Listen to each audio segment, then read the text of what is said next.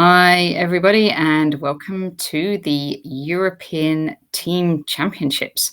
We are going to be following predominantly the English team, but we will pop in on some of the other teams as well. Let's start with Luke Mcshane on board one. So this is the match against Denmark. And here we go. I'm just going to go over to there. And do you want to see it from the beginning, Peter? Yeah, let's take it from the start. Okay, so Luke is black in this game against Johan-Sebastian Christiansen. And let's take it from the start. Okay. Probably worth saying, no surprises that Norway is without Magnus Carlsen, because he has quite important things going on in about 10 days, 12 days time or so. But this is sort of I'd say this is the part of the young generation of Norwegian players inspired by Magnus Carlsen. And, you know, it's not just Magnus these days. Norway has a serious chess revival going on, largely inspired by Magnus, a bit in the same way that someone like Vishy Anand inspired a sort of major chess surge in India as well. Yeah, and Bobby Fischer did in America. And well, indeed, yes. I mean, having a world champion is obviously a very good thing for inspiring chess in your country. Okay, so hi, Arsini, how are you today? Okay, e4, e5, knight f3, knight c6, d4. You know Luke's play quite well, don't you, Peter? I know Luke's play quite well because I've worked with Luke an awful lot. I'm supposed to know something about this opening as well because I wrote a book about it. But it's more than 20 years now, and I may have to sort of plead memory loss and that kind of thing. But okay, the Scotch, it's a fascinating opening. I mean, I really enjoyed writing my book on it. It's one of the opening books I enjoyed most, and I kind of think it's a slightly odd opening because very often you get positions where actually White is trying to inflict positional weaknesses on Black, and as compensation, Black has some development. So unusually for an open game, you see some lines in the Scotch where actually Black has temporary advantage in development, and it's often White trying to inflict positional damage as sort of compensation feels like the wrong word, but in exchange for that. So there's some fascinating lines. I think Luke probably, did you play Bishop c5? He did. Yeah, that's certainly what he was doing. I mean, I did some work with Luke on this, I guess, years ago. We did work on lots of different openings.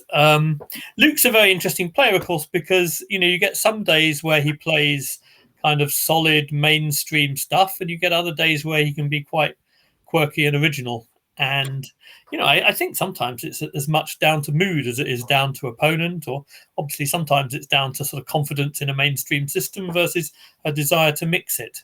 So yeah, and they say about Luke, he can defend any position. He's well, I mean, Luke, if he was here, would probably say modestly that given some of his openings, he's had to learn to defend any position. Is that the openings you did with him?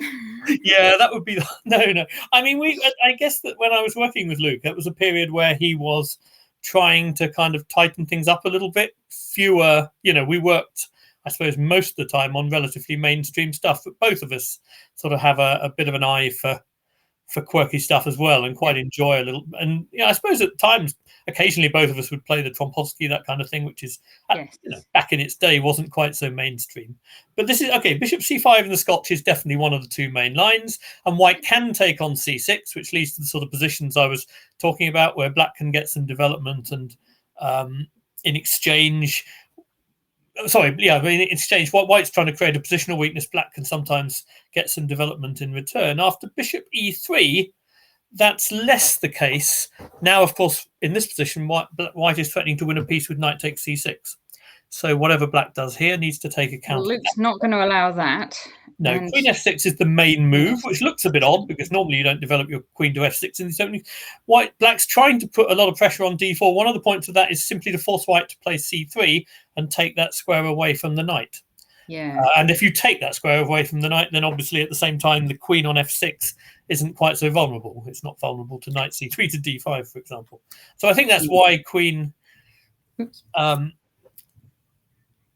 Hi, Bristol Pete. Oh, that's Zoe on her rest day, I suppose. Yeah.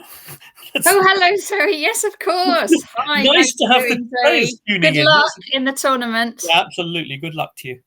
That's a bit of a treat having the players tuning in. Hope Yeah, no one very who's nice. actually playing. Thanks That for would be a tuning bit in.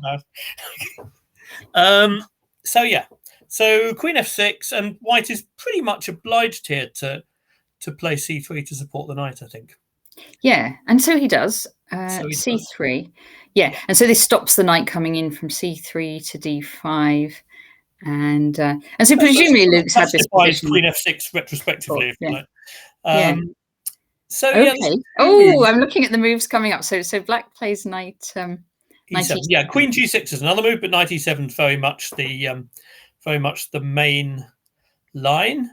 And it's an interesting line because both sides' developments are sort of slightly odd. The knight not being able to come to c3 sort of slightly complicates. White's development and the queen on f6 is obviously not something you might dream of if you could get the same position without it. Yeah, I imagine this sort of position or this sort of opening suits Luke quite well because he could, like, it's a slightly unusual position, and it looks a bit odd, but it's actually quite well explored. Yeah, there are some quite long theoretical lines here, which looking ahead a bit, it looks like Luke may be out to avoid them. Yes, yeah. Anyway, Black is now kind of threatening to play some things involving d5. So bishop c4 is the main line because it cuts out d5 ideas. And now Black has to find some way of justifying the position of his queen on f6. And very often it goes to g6. Sometimes that knight on c6 will come to e5 to hit the bishop on c4. But the question is to get all these things in a sort of order that makes sense. And well, go on, shock me with the next move. Yeah, so Luke plays h5. H5 is alpha zero move, let's say. So I'm now getting one of those moments where you've written a book on something, you've worked on it with some very strong players, and you're now seeing a move for the first time on move 7, and that doesn't happen all that often. H5 is completely new to me, I have to say. Yeah. Now Luke spent actually 20 minutes on this move, 21 and a half minutes. So maybe it's actually his own creation at the board. It's possible. Does that fill us with confidence, or does that make us nervous? That's the question. No, I mean, Luke's more than capable of inventing good things at the board. H5 looks, well, it's an extraordinary idea. I suppose that one idea of it will be to support, if he's going to play knight e5 in the future, he might be wanting to support that knight coming all the way to g4. Yeah. I'm trying to look for knight to there. Yeah, so knight e5 to g4 would be one idea. I'm trying to look for a second idea. A bit like the sort of Russian principle of two weaknesses. You want your move to have two ideas. I guess it's worth saying that. No, actually, that wouldn't be worth saying because it's probably not. So I'm trying to find something. I was just thinking, you're saying about queen to g6 at some point. Yeah, that could work well with h4 and even h3, and then bringing the bishop out, maybe like d6, bishop g4, perhaps, or just kind of going kingside with this. Just keep pushing it. It's possible. I mean, it's always an interesting question when someone plays h5, whether their primary idea is to use the g4 square or to push it further. Yeah, it's possible he may be planning to push it further as well. I assume that using the g4 square is kind of plan A, but it will be very interesting to see what happens next. Okay, so White castled. Sorry, White castled. Which is fair enough. I mean, you'd have to have an awful lot of respect for h5 in order to assume that castles is no longer safe, I think. Okay, so castles is fair enough, and now... And actually, knight e5 Luke played. Okay. So yes, that backs up your idea of the g4 square rather than keeping on pushing the pawn. Now, I have two immediate thoughts here. One is that you might play bishop e2 to stop knight g4 altogether. But the other is that if you put the bishop on b3, then when knight g4 happens, if knight g4 happens, it's possible that knight takes e3 isn't a threat because of the open f file and hitting f7. So for that reason, I'm a bit sort of agnostic between e2 and b3. You can make a case for either, I would have thought. So Christiansen chose bishop b3. Okay. I mean, there's a lot of lines in this Scotch with queen f6 where the bishop actually goes back to e2. But, there might almost be a sense in terms of where that kind of almost encourages knight g4 in some sense if black wants to open a file or something, or perhaps play d6 and then knight g4. I think white would still end up having to deal with knight g4 anyway, so maybe the argument is just that the bishop is better on b3 if nothing's happening, to white, as it were. It's a very unusual and interesting position already. h5 has definitely shifted it away from things about which I know something. Yeah, because black would normally want to castle, I would think, fairly quickly on the king side, but with h5 in, that looks. Funnily enough, you could just have queen h5, couldn't you? True. The other line which exists is some funny line where black used to play b6 and bishop b7 and castle queenside. And I don't know whether, Luke is in any way inspired by that. Yes. It may be, but, his next move suggests that is that a6 next? That suggests no, it's actually a6 he played. Yeah, b6 wasn't very high on his agenda if he's played a6. I think b6 might be necessary. It could be that knight b5 is already a sort of positional threat in that position. At least it's something black has to keep worrying about until he stops it. So yeah. So then Christiansen develops his knight onto d2. And then by the way, a6 looks like it was another fairly lengthy think. Is that right? A minute, just over a minute. Oh, sorry, that's not a lengthy think. Sorry, no, sorry, 23 minutes. You're absolutely exactly. Right. Apologies. 23 minutes. That's even by my standards, Natasha. That's a reasonably. That is a long think. Yeah. Yeah, for only 2 minutes after another long think. So it may be that he was intending b6, kind of originally, and then knight b5 didn't appeal to him, and he switched to a6 at that point. Well, I'm not even sure whether I'm not even sure whether knight b5 was so much of a threat if the queen has g6, but it might be that b6 makes it an even stronger move, if you see what I mean. So I think d6 here makes more sense because the whole knight g4 idea, or even an h4, h3 idea, they're all more supported by having that bishop still on c8, I think. No, that makes sense to me, that the bishop can come out this way along this diagonal. Absolutely. Yeah. Okay. And then the last move we have is queen e2 for white. Okay. So, I mean, one thing which white often likes to do in these variations is try to play f4.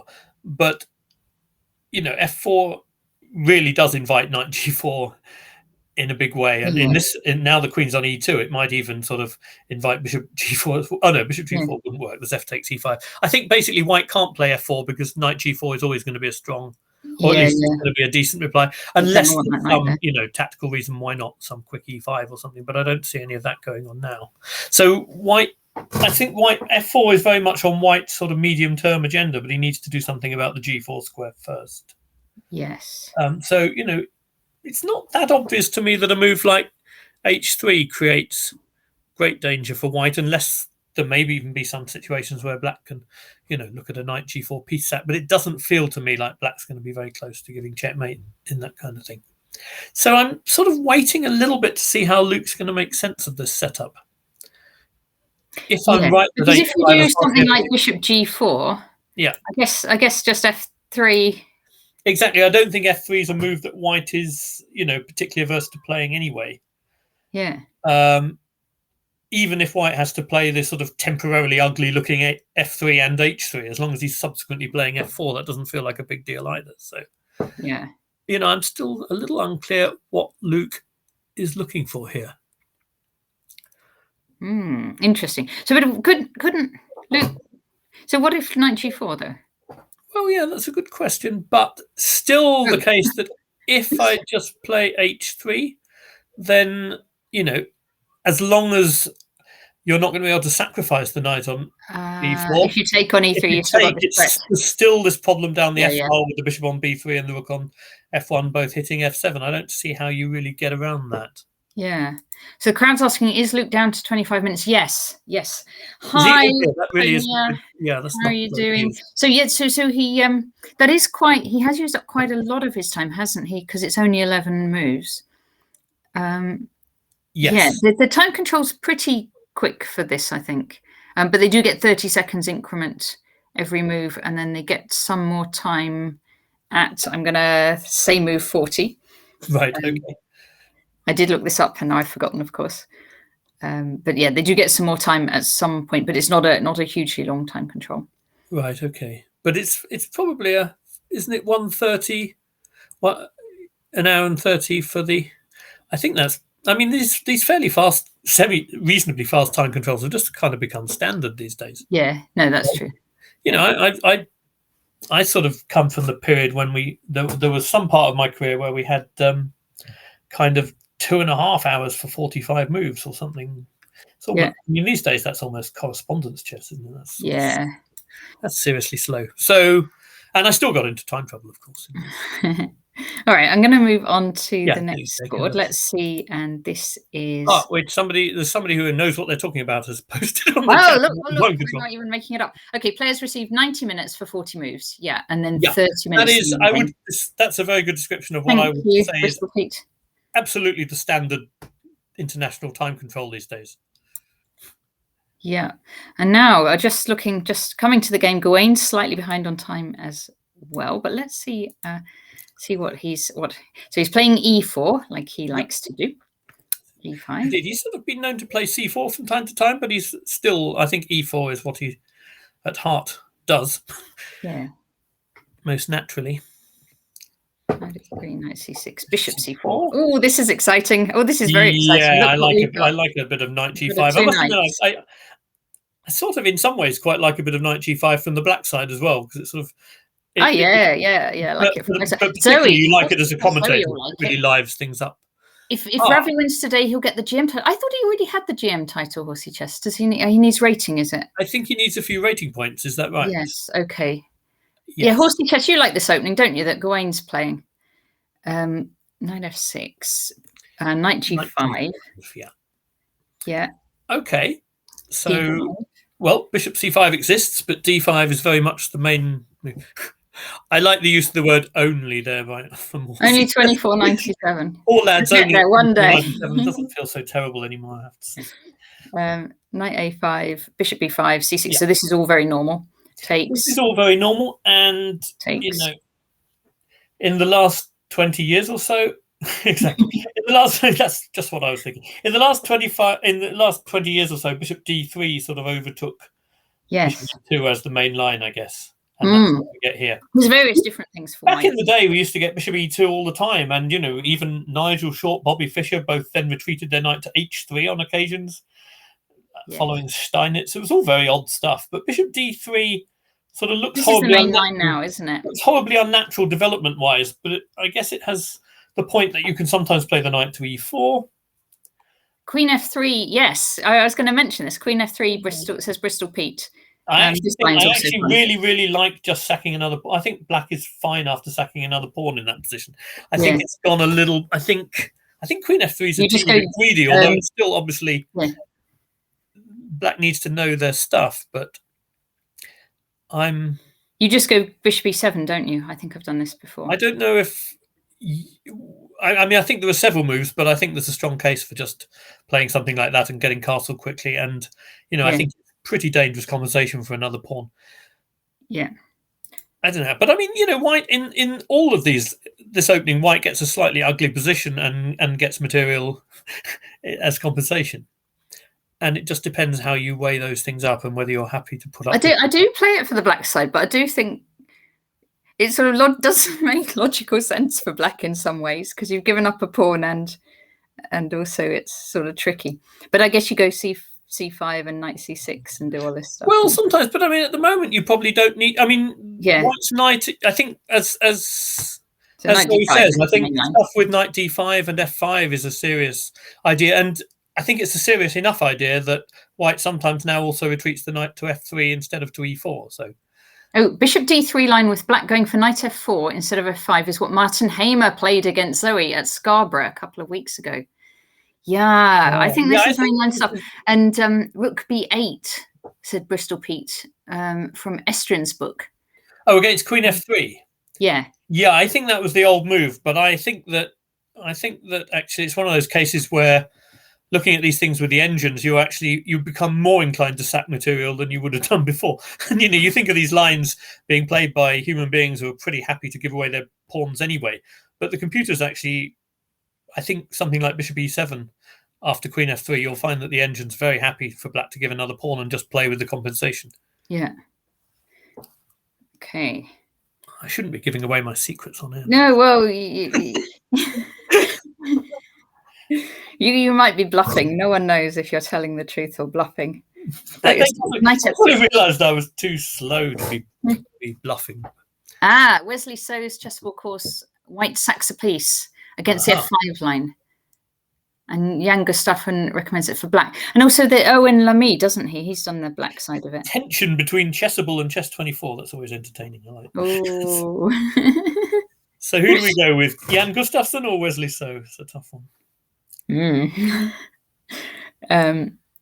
Okay. Yes. Yeah, that's absolutely true. What Span42 says, knight d5, h4, h6, queen h5 is fun. The only thing is I can't remember who it's more fun for. I've got a feeling that there's some line which I think is absolutely fine for black, but maybe that one is fun for white. I'm not sure. So this is here, knight d5, so you could go h4. Yes, I've seen this before. h4, h6, and queen h5. Yes. And this is crazy stuff. Now, I mean, of course, Gawain would probably, he'd want to win this game, so he wouldn't want to go for any, I don't know whether this line has draws in it, or it looks quite all out, doesn't it? It does look quite all out. Yeah, it's probably slightly lacking in a plan B. I don't know, but yeah, the detail of that I can't remember. I mean, I probably have. I'm sure I've looked at that. And it's I can't remember even if h6 is the only way for black to do that. I know that h4. I'm sort of had a feeling h4 used to be the main move in that position, but people have gone for these positions a lot lately, where they play knight f3 and allow knight f4. And, you know, in a way that makes white's position even more ugly. But if you're a pawn or 2 pawns up, sometimes, you know, you can put up with a certain degree of offence to your aesthetics. So it's... Yeah. But yeah, I mean, I guess Gawain would not go, he would not want to go for a line that is objectively good for black. Because no, Gawain is the serious... You know, in this level, he's going to assume the guy can know it and yeah. Yeah, I don't think Gawain is... And also, both of them are playing really, really fast at the moment. So, I mean, that also gives you a sign that your opponent probably knows what they're doing, although, you know, people bluff as well sometimes. But I suspect that Gawain would go for what he believes is objectively the best most of the time. I mean, everybody has to sometimes, you know, these days in advanced computer preparation and stuff, people sometimes play what they knowingly know is, say, the second choice move, third choice move to get people onto unknown territory. But I think Gawain's the sort of guy who wouldn't play something where he thought his opponent's simply better. It's just not. No, I don't. Not in this. Not round one and against Norway. I don't think he would. Although he is very practical, so it's possible. But yeah. Okay. So knight f3 and bishop d6 we have. Okay. And castles. And then we do get this knight coming into f4. That is one of the glories of black's main ideas, isn't it? And looking for doubling these pawns. Okay, so the knight's good. The knight's sort of great on f4, but I guess if you have a knight on f4, you don't have a knight on f6, if you see what I mean. So unless, if you can get positions where f5 is too loose, then you may well end up with a square on e4 for your knight. Okay. Yes. You know what I mean, sort of every time you have a good piece, you have to realise that if it's a great piece, it's not where it otherwise would be in a less optimal world. So there's sort of So in other words, you mean this square e4 here is good for this white knight c3 knight e4 sort of thing. That plays f5. It may make the knight on f4 even more of a dangerous thing, but on the other hand, it loosens the pawn on e5. I mean, there are several lines in this variation where the pawn on e5 drops off anyway. Actually, Zoe's recommending f5 instead of knight f4. So here, I think. Okay. Oh, you need to castle first, so Zoe. Yes. Yeah. No. Absolutely. If you castle first and play but if you castle first, I play rook e1, right, and then you need to defend the e pawn. Yeah. Okay. I think so. Yeah. I know they do often play knight f4 very early. They do play it very early. Yeah. Hi, Pokeram. Oh, wow. Okay. Zoe, don't give us all your secrets away. Don't worry. I think the opponents won't be. I don't think we're on the main. I don't think we're on the main commentary thing yet, so they won't see all Zoe's secrets. Yeah, but if you. Nonetheless, yeah. I won't put the video. And I suppose the video stays up actually. So. The video stays up. Yeah, Zoe's secrets are in the world. You need to be careful. She's probably bluffing anyway. doesn't sound. It sounds pretty scary to me. I mean, yeah, could. Yeah. It sounds suitably crazy. I mean, it's very much in the spirit of the line, I have to say.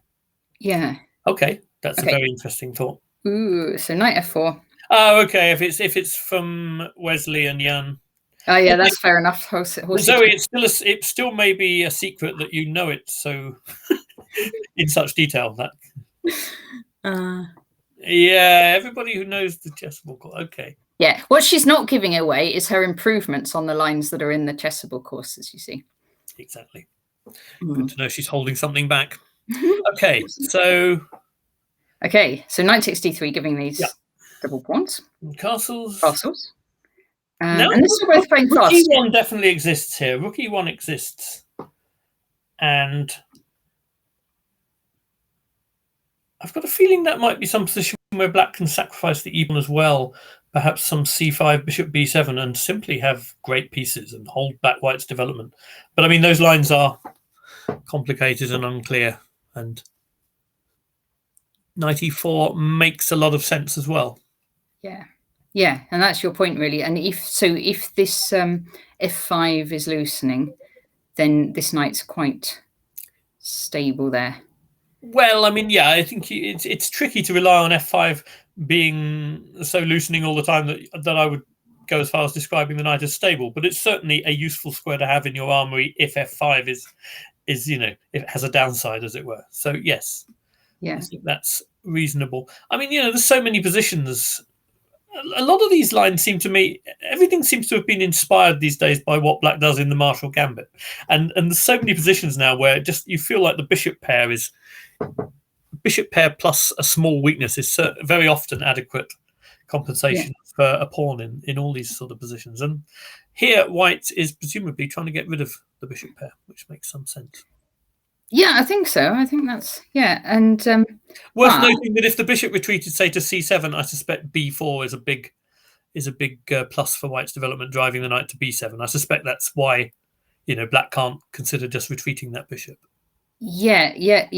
So here, so bishop c7, and then this b4, because I mean, bishop c7 is a bit of a loss of time anyway, but I think b4 is probably. But this must be horrendous, because then you've got kind of this diagonal, and also against f5 you've got kind of queen b3 stuff, and maybe I don't know about horrendous. Whether it was horrendous would depend on whether the queen b3 stuff is as scary for black as it might look. But yes, I suspect black doesn't have really time to play like this, although who knows.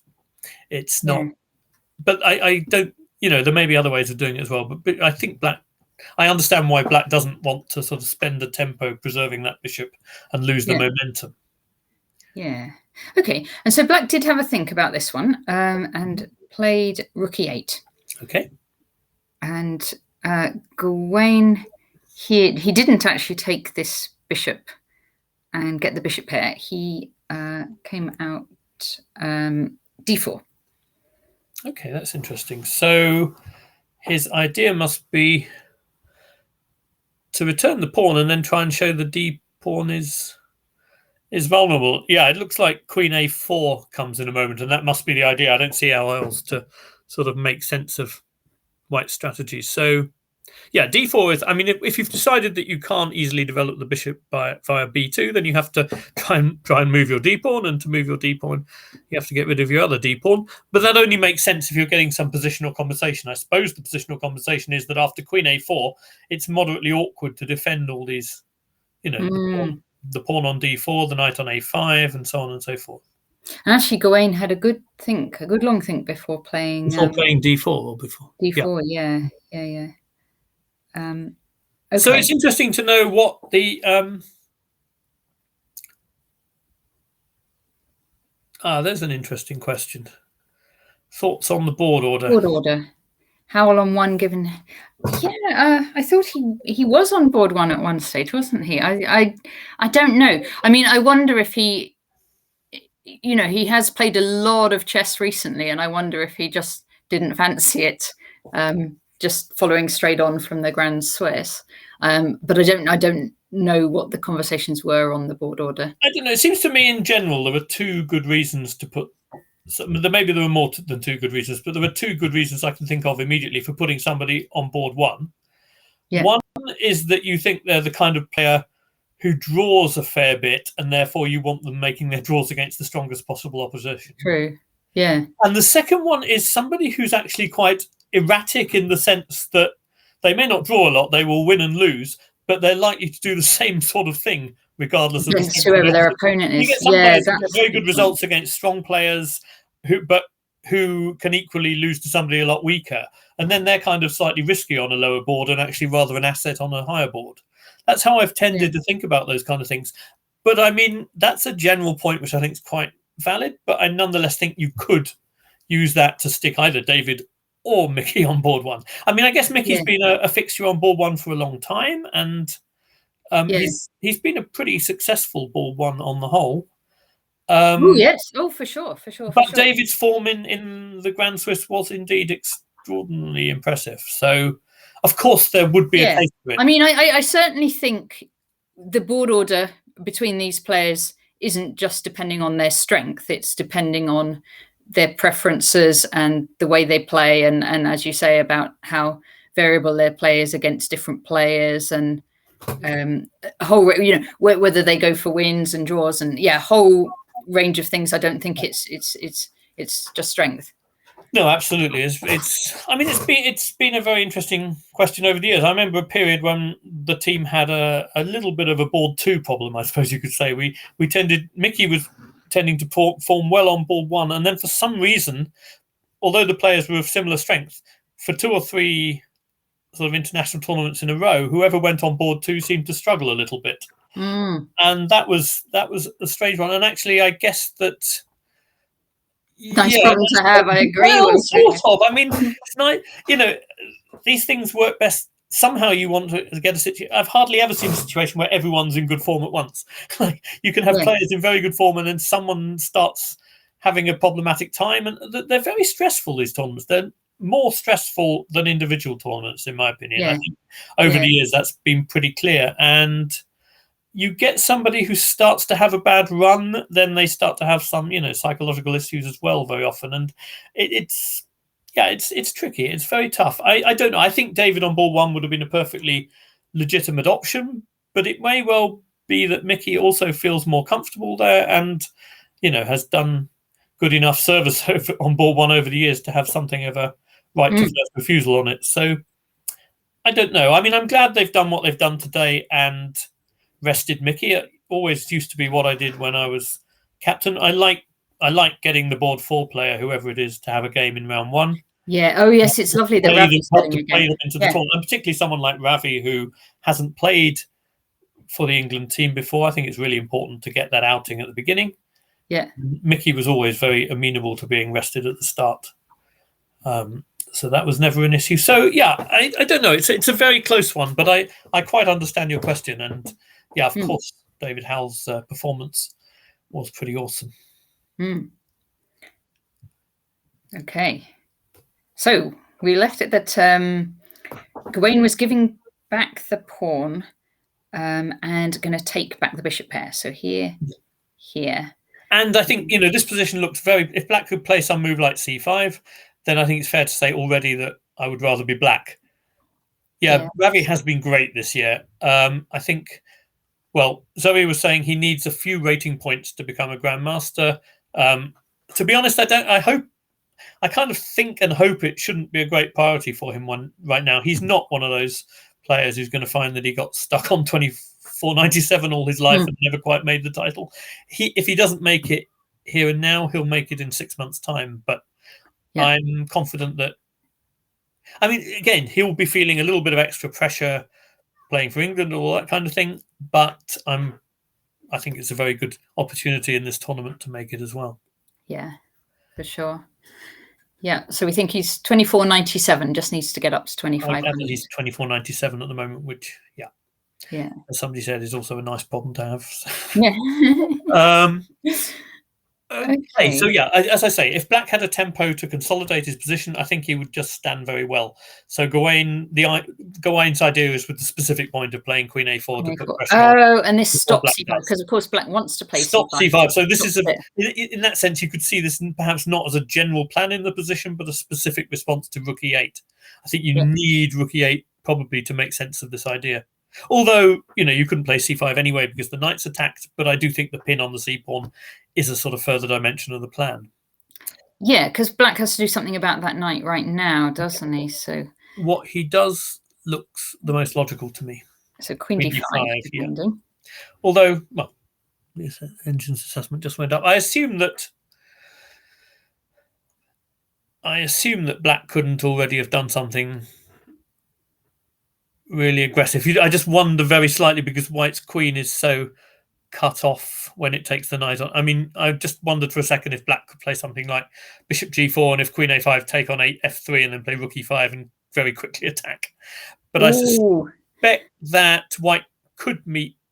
Yeah, actually, it's a question. Is that ridiculous?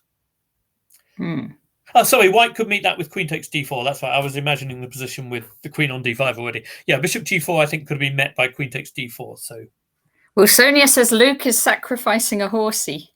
No. Don't sacrifice horsey chess. Zoe's being... No. Well, we'll look there in a minute. Yeah, okay, let's. Okay, we'll go there in a moment. Yeah. Okay. So d3, letting the bishop out. Bishop f5, developing and also making sure that rook on e8 is defended. Yes, is it worth just saying why a queen takes d4 wasn't probably a good move for white? Oh, why? Yes. Instead of d3. Well, I'm guessing that the reason will be something to do with bishop a6, but I'm not sure. Yeah. Okay, so all right. So it might need a bit of precision, I suspect. Let me just see a moment. So. Because if bishop a6 immediately, then white could look at taking the queen and then playing rook e1 because the knight's defending it. Whereas queen takes d4 and then bishop a6, where rook e1 then isn't possible, might also be an option. They're both worth looking at. After rook d1, I guess there's something like rook d8, and it feels like there's quite substantial pressure for a pawn here. Yeah, that's the kind of conversation black, although the engine doesn't seem to have liked rook d8, but what does it know? This will be fine, right? So it's the engine even thinks that. I suspect that those are all kind of good reasons for white not to grab that pawn and to play d3 instead. That makes sense. Yeah. Okay. So white plays. So Gawain plays d3. Yeah. And then bishop f5. Bishop f5, and all these moves. So Gawain had a big think here and played bishop f4. Okay, that's a very interesting move. So he's giving the d pawn and assuming that then he can play rook d1 and winning back the d pawn. I mean, I think that white's ambitions here are relatively modest. It looks to me like one likely scenario which would represent a decent outcome for white is some position where the only sort of obviously definable advantage which white's going to get is that black pawn structure on the queen side. So if the d pawns become traded, white's advantage is that pawn structure on the queen side where black has two isolated pawns and white's are kind of neat and tidy. And I guess the opposite, you could imagine some positions in which the opposite coloured bishops might favour the player with the initiative, but it feels like there's a danger of enough simplification that they're more likely to make it drawish than to make it very exciting. Yeah. But let's see what happens. Okay, so takes and rook here. And interesting move, knight c4. Oh, that's a very interesting move, and I rather like it. So it's changing from trying to get a situation where black would be playing with a rook and two pieces, which it feels like would be very much not in Gawain's favour. As pieces get exchanged from the board, rooks come into their own more and more, and two passed pawns in addition means that's clearly not a playable option for white. In which case, knight c4 feels like a very sensible move to try and, re-centralise black's slightly problematic horsey. Yeah. Apologies for the term problematic horsey. I hope So that feels like the idea. Yeah. So Gawain doesn't go into the line black's looking for is rook takes d3, knight b2, and sort of trading those pieces. And then a trade on d3, and black can then follow with c5. So his his 2 passed pawns are, his slightly dodgy structure. Now he has suddenly 2 neat passed pawns, and I don't think White's pieces are very well placed for holding them back. I think that's clearly not an option that White wanted. Well, I doubt if Gawain gave that more than 20 seconds thought, to be honest. Yeah. Especially as Queen B3 seems to win this pawn back in the kind of way I was describing, a fairly risk-free, unproblematic manner. So yeah, I think this is nicer, now isn't he it? has to take with the rook. Yeah, but it still looks only like something quite small to me. Yeah. Queen, where B5 is B5. Yeah, so that's still hoping that White will feel the need at some point to tidy his queenside structure. Because if White takes the queen here, then Black then the pawn weakness is gone. And if White moves the queen, then the pawn on B2 is on prise. So what did Gawain do in response to all that? He did H4. He ignored it all. He ignored the whole lot.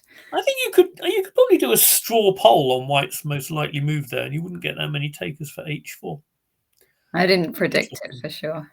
No, there's some things I like about it. It sort of feels like, well, so if Black exchanges queens, that's one thing, but exchanging queens here gives White A takes B3, attacking the knight. I think the knight is in danger of getting trapped if it takes on B2, and if it goes backwards, I guess White can play something like knight E5, and it feels to me like White's pieces are, I don't think White's double B pawns are likely to be as much problem as Black's split pawns, given the activity of the pieces, is my sort of initial hunch there. And I actually think H4 in that position, if the knight was going to E5, you could see H4 coming into its own as perhaps preventing a move like G5, trying to deflect the bishop. Oh, yeah. And that's quite a nice thought. I don't know whether that's on his mind or not. So that's one thing. And the other thing to say is that Black probably doesn't have the option of taking the queen and then trying to double pawns on F3. That's what I was going to ask you. Yeah, queen takes B3 and then bishop takes F3. White could flick in something like B takes C4 instead, and that takes away the D5 square from that Black bishop, which it would otherwise very much like to sit on. So queen takes B3, pawn A takes, bishop takes F3, B takes C4. It just feels to me like White has a slight, very safe advantage in that position. I guess the other question is whether Black can take on F3 now, and then I'm not quite sure what White's intention is, whether he wants to take with the queen and trying to show that the B2 pawn doesn't matter that much and H4 will then form part of a kingside attack. Or you could still take the knight if you wanted to. Or you could still take the knight, but that doesn't excite me so much in the context of Black being able to retreat the bishop to D5. Then it feels to me like that makes, bishop takes F3, queen takes C4, takes bishop D5. Black still has those pawn weaknesses, but it's a pretty beautifully centralized bishop on D5. It's going to be very difficult to dislodge that one, and that doesn't excite me all that much. I wonder whether his idea might have been queen takes F3, queen takes B2, rook AD1, and then just try to play H5 and attack, or rook D7. White's got maybe that's it. Quite a bit of control in that position. I think that feels much more promising. So Black has taken. Oh my goodness, has he taken on B2? He took on B3. And then knight takes B2. Wow. So I just dismissed that with the comment, the knight is in danger of being trapped. Yeah. So now he's asking Gawain to calculating it is, it's kind of looks quite brave, but I guess it's a matter of calculation, and he probably put in the effort on that. So something like 95 is the way the D3. I'm just going to scroll down and see what they're recommending. They are actually recommending Gustafsson's. Oh no, I can't say the word now. Course, so not surprisingly, the Chess 24 course. Controversial decision. So knight e5 is one possible move to try to take D3 away from Black's knight, and then to try and attack and trap the thing. So knight e5 is one possibility. This Black can play c5. Well, but then rook d2. I'm hoping your horsey doesn't. I'm hoping that this is a problematic horsey again. Yes. And there's bishop as well, actually. Yeah, that's a fork. That's a fork. It is. It is.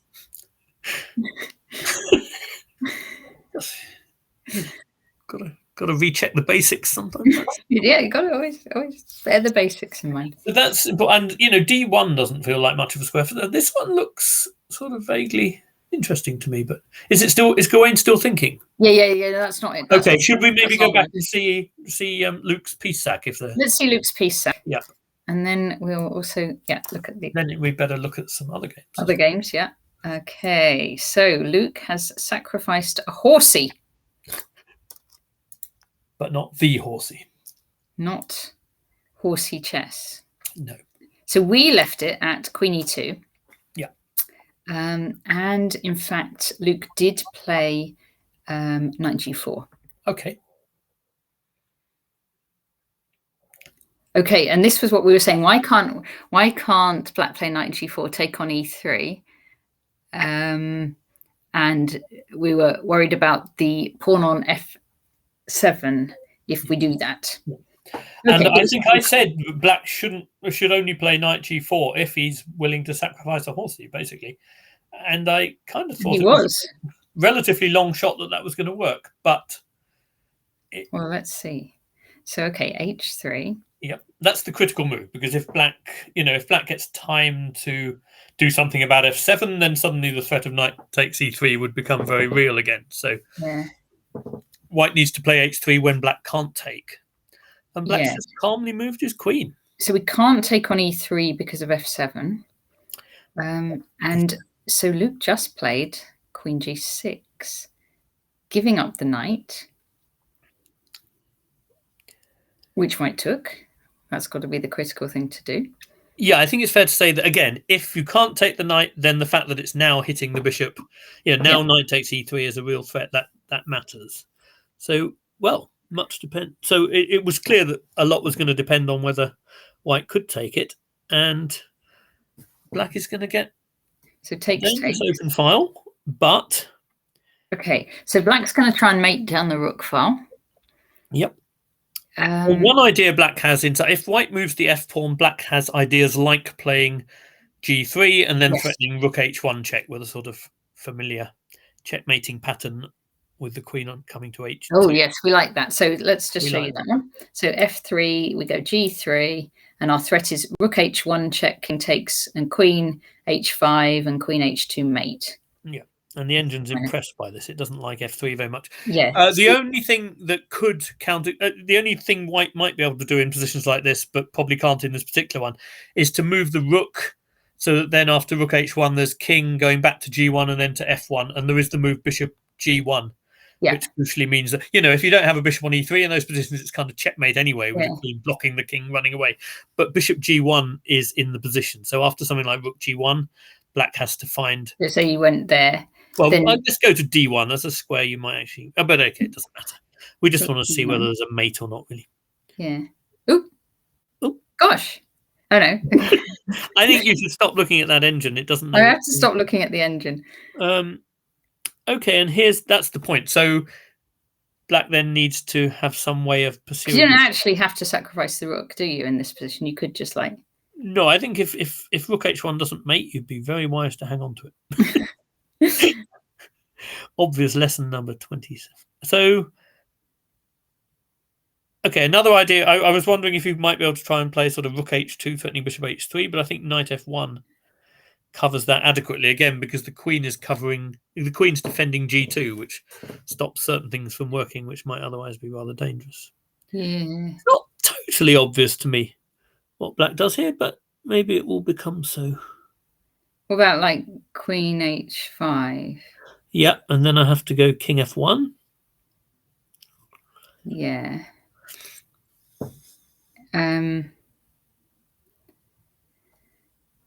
So I mean, like Queen H1, Bishop G1, and we got Bishop. Does Bishop F3, H3 help us at all? Not sure it does, but Rook H2 in that position might help us because there's no Knight F1 anymore, and then Bishop H3. Okay, let's try that. Yeah. That's an idea. It feels like something like that ought to work. It was not impressed. Yeah, maybe I would. Queen H1. Let's just check. So Bishop G1 and Rook H2 now, I thought. Bishop G1. Let's try that one.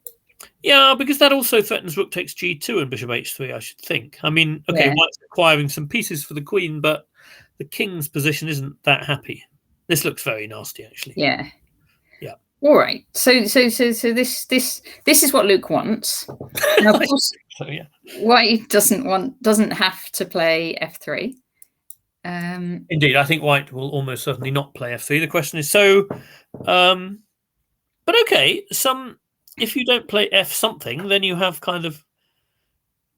So you've got to stop this threat with rook h1 check, which is going to deliver. Well, check. that's not a threat. No, not in this line. Sorry. No, not yet. Not We've yet. got to stop. I'm getting ahead of myself. We've got to. So our threat is Black's threat. Queen h5 maybe is one of the threats. Yes, that's right.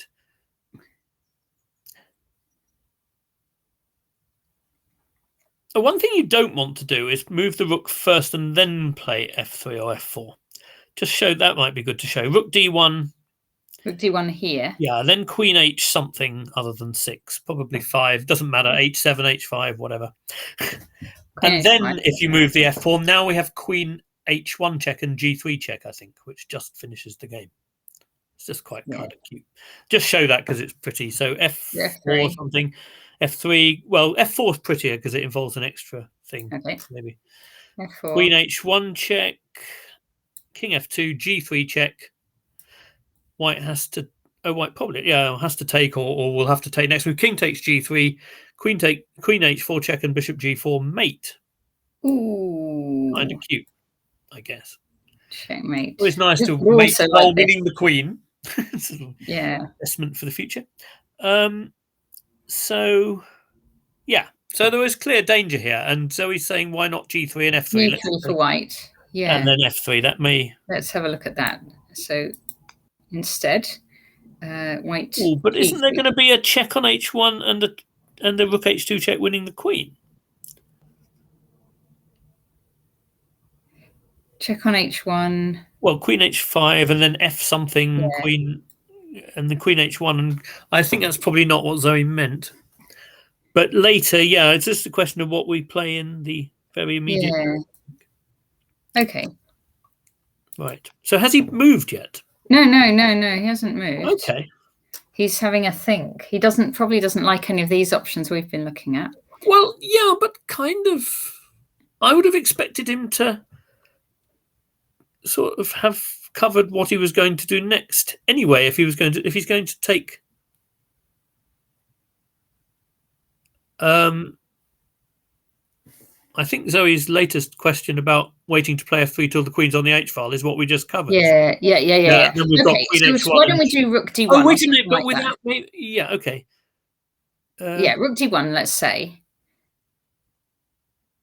But then queen h5 was just winning, I think. It's just winning. Okay, not rook d1 then. Not rook d1. All right, different move.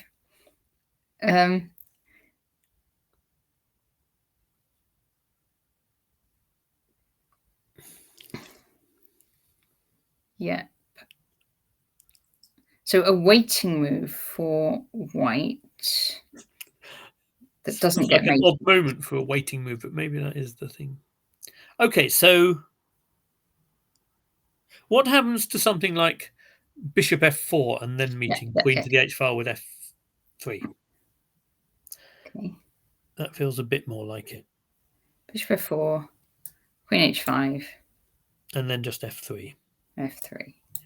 Right. And now we've kind of put a stop to g3 for the moment. Yeah. And yes, that's exactly what I was trying to say, Bristol Pete, is that I would have expected White to know what his next move was before taking the knight. That's not to say I've never been guilty of such major decisions followed by dallying myself, but it is a little bit, it's a very predictable position that he has now, and he's quite a lengthy thing. This looks more like it, doesn't it? Yeah. After bishop f4, was there another way to do that with black? Yeah.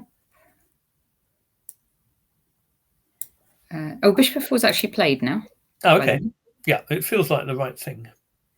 Yeah. So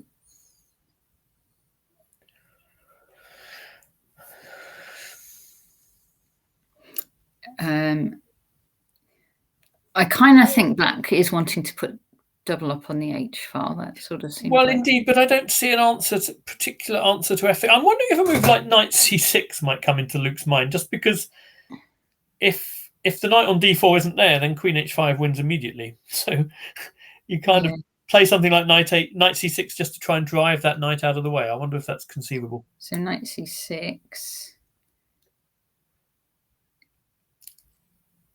And not something like knight f5. I don't think helps white, because then you can't go to h5, but you can still go to h7. So I think, So knight h5, knight f5, queen h7. I don't think that is really what white wants.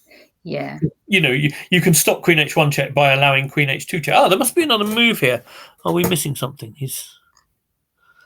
The engine's not so sure. What on earth? I mean, I can imagine sort of positional solution like bishop h6 or something, but it's not very convincing. Yeah. I don't know. That's very strange. Anyway, I'm pretty sure that isn't what white should do. So knight c6, is that a possibility, I wonder? I'm just trying to find some way to keep some momentum in this attack. Okay.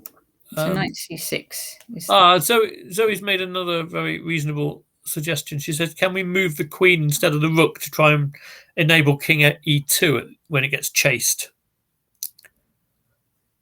Instead of... I'm not sure exactly, just in general, but maybe... Yeah. Well, maybe knight c6 for the moment needs some... I mean, it may be that a queen move in this position makes sense just to defend that, to hold the knight on d4. Okay, I mean, it is one of the nice things of... A random queen move and just see what happens. That one, maybe not that one. Maybe, Zoe. He's already played bishop f4, so I don't know whether... Yeah. Okay. Well, Zoe, in that case, isn't white going to try to... Black's still going to get queen h1 check and meet king f2 with g3 check and something like queen takes g2 check. No, isn't there going to be some... I sort of think there's going to be decent conversation. After queen c4, I wonder about knight e5. Oh, no, sorry, that isn't possible. No, we need to not... I assume it's not possible because the bishop on c5 will hang. Yeah.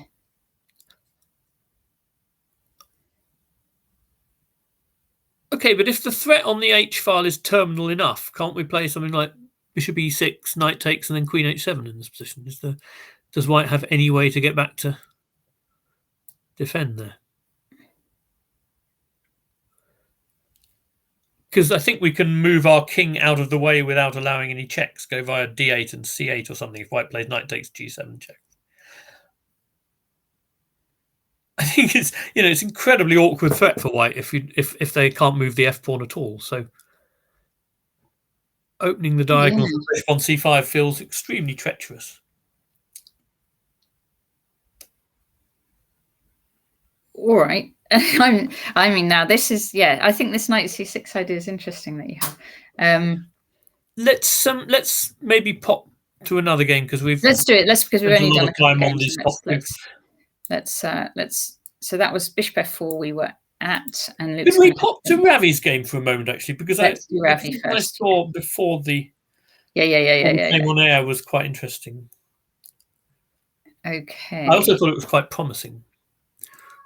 Have I gone past it? We're going way past it. We're the fifth seeds. There we go. And okay. So Ravi, let's see. Another e4, excellent. I like all these e4 openings. You like these e4s? I do like, yeah. Okay, so e4, c5, we have a Sicilian. Here, e3, a quiet Sicilian. Yeah, I quite like g3. I sort of used to think that in the sort of hierarchy of Sicilians, e6. For players who don't really want to play the open Sicilian with white, I used to think e6 was quite annoying because there didn't seem to be any amazingly good non-open option. But g3 is probably now, along with the King's Indian attack, I think g3 is one of the one of the best. Although there are one or two problematic lines possible. This line's very interesting that black did here, but my impression was it was quite pleasant for white. So bishop g2, knight f6, knight c3. That's it's interesting. So he's playing knight c3. The idea is that white keeps the option of playing a quick d4. Yeah. If for example, after black plays d5, as he does here, white needs to have a quick d4 option, not to have that knight just driven about. So that's where he just takes, and d4 here. Yeah. Bishop g4, this is a very sort of critical in the sense that, if it works, it puts white's whole system in doubt. But I always had the impression it probably doesn't work especially well. I mean, black can just play it a little bit as you would a Queen's Gambit Tamash or something, just play bishop e7 and castle short. And then white needs to find some way of putting pressure on black center without there's some Luke actually played this with white once or twice with some very interesting ideas. He played it against Nakamura once, I remember. Okay. Bishop g4 is very sharp. Black's trying to force white to take on c5, which would not be a very good idea. And the only other thing white can do basically is sacrifice the d pawn. But I think the sacrificing the d pawn works quite well. Let's have a look. Yeah, so h3. 3, yeah. Takes, and takes on d4. Yeah, pawn takes d4 is not obviously the most logical move. I mean, it's worth noting that knight takes d4 doesn't really work very well, but it's sort of, it's the thing which, if you didn't know what was going on, you might be most afraid of. So knight takes d4. As far as I'm aware, white simply retreats the queen to d1, I think, although d3 looks possible as well. Maybe d3. And then the plan is simply to castle and play bishop g5, and the pressure on d5 just pinning that going to be too much. Yeah. And when it does drop off, white's simply better because it has that long diagonal for the bishop, whereas white can sort of kill two birds with one stone by, once the knight's taken on d5, can play c3, and black neither has a good square on d4 nor a great bishop on f6. It reminds me a little bit of 4 bishop g5 in the Grunfeld, where these days people sometimes just play bishop d7, simply giving up the d pawn on the basis that with the bishop pair will enable them to put on enough pressure to just win the sort of pawn, because the knight can't retreat without leaving the d5 pawn on prise, and it's very difficult for black to put more pressure on it. The other thing worth mentioning is that after queen f takes f3 on move 9, black can also flick in a check. Aha. So what, like queen e7? Queen e7 check, yeah. Yes. And I think it's probably fair to say bishop e3, can you? Now bishop e3 is a problem, and knight e2 is clearly a problem because then knight d4 does make sense. So I think white has to play something like king, probably king f1. But, well, yeah, king f1. I mean, king d1's tempting in the sense that it threatens rook. The e1 winning the queen also, but it doesn't give white a good square for the queen after knight takes d4. Perhaps I think the safer move is king f1, and then I can't remember exactly what happens, but it's sort of you need to know your stuff with white because it's not sort of intuitively, it's not totally obvious that this is bad for black by any means. I mean, black can take on d4 with the knight and then castle queenside or something. I think white is better, but it needs some investigation to prove it, I think. Yeah. Come back here again, I suppose. Probably, or maybe d3. I can't really remember which of those is better. And yeah, I think white's going to be doing well in many of these positions because once you do win d5, that bishop on g2 is a pretty awesome beast. But you've had to play king f1 as well, so it looks a little bit complicated. But when I looked at this line once, I was happy to play it with white. I thought it was all okay. I can't remember the details, of course.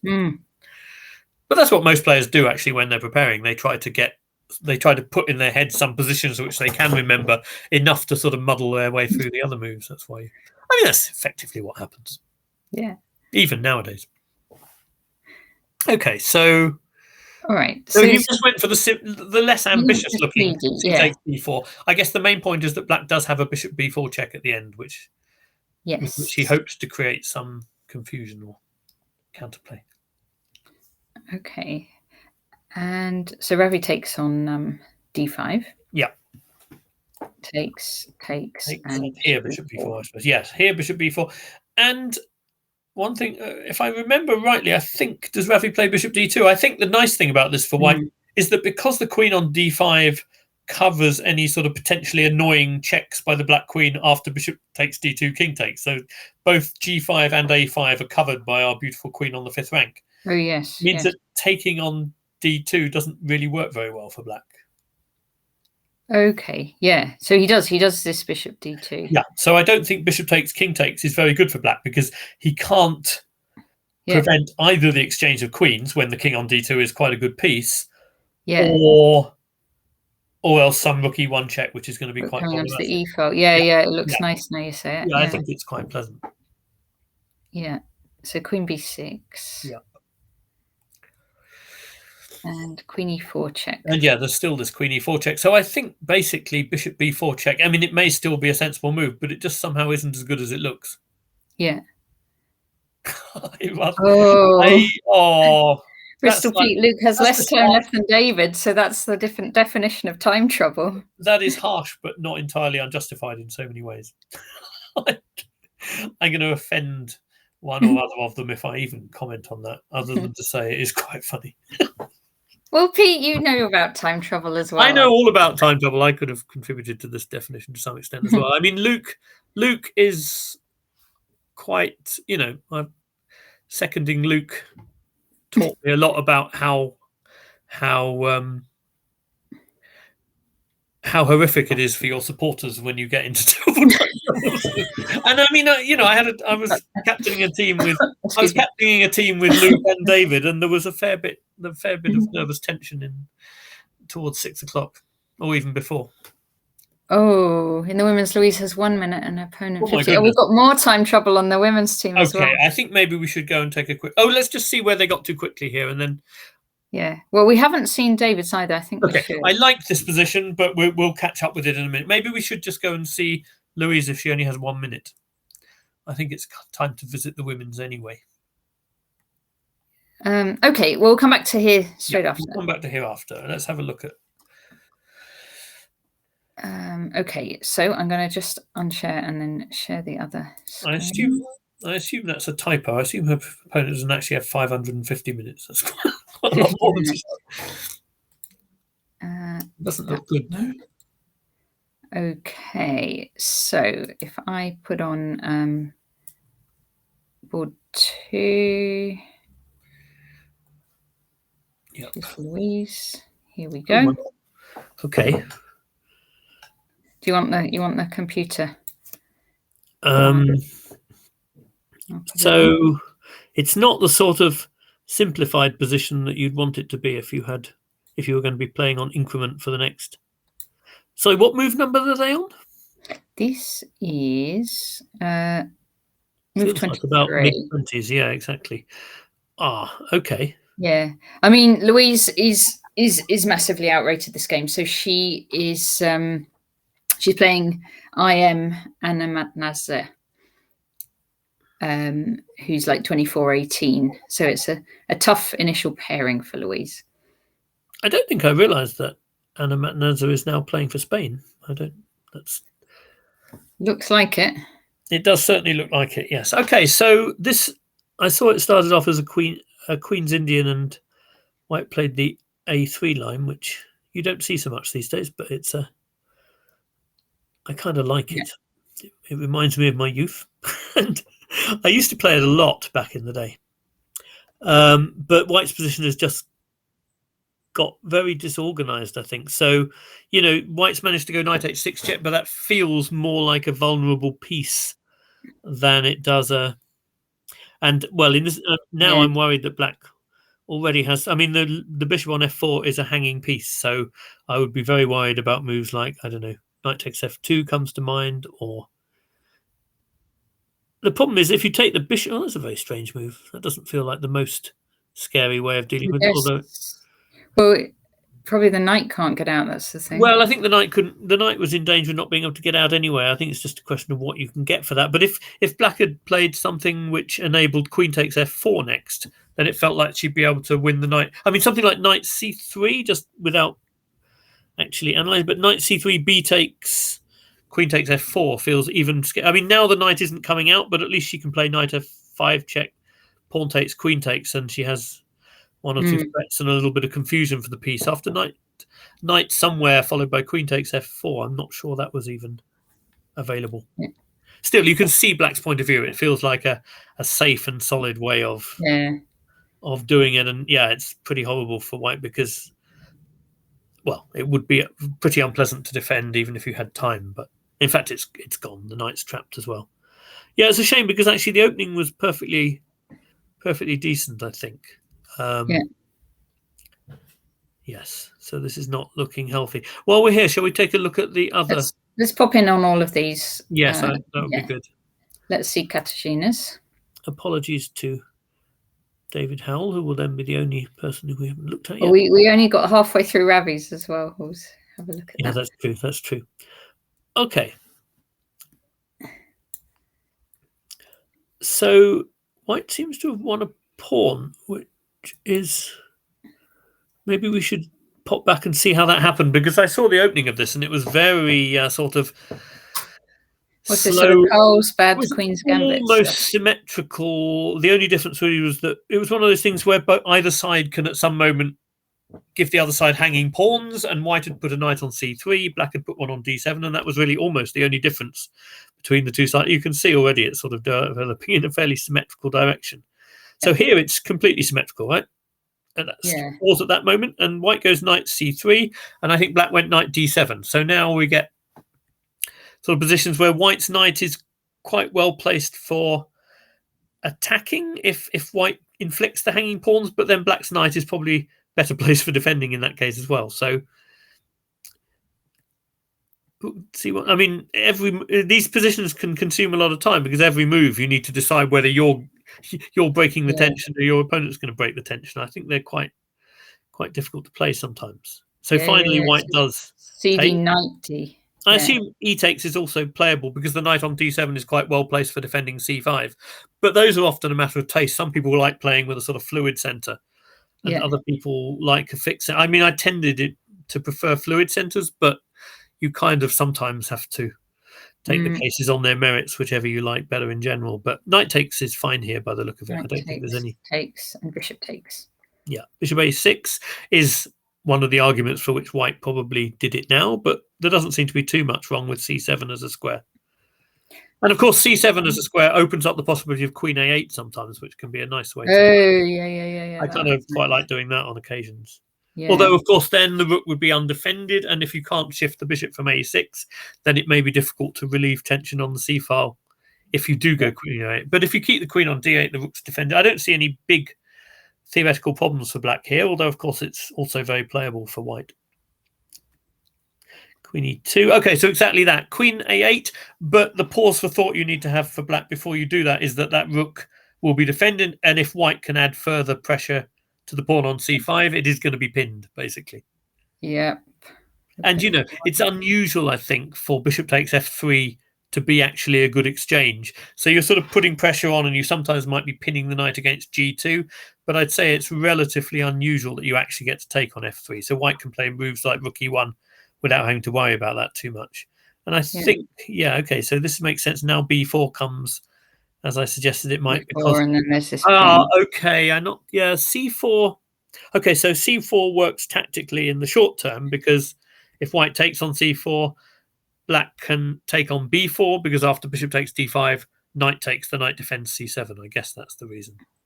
It's also possible that after bishop takes c4, maybe after bishop takes c4, black can actually consider taking on f3 in that position and then take on b4, hitting the rook with a quick rook c8. That's also possibly quite a viable option. So it works tactically, but after a3, then you have to worry about the long-term health of that pawn, and that's where it starts to get worrying. So I kind of think that c4 is probably only something black should have done if she really had to.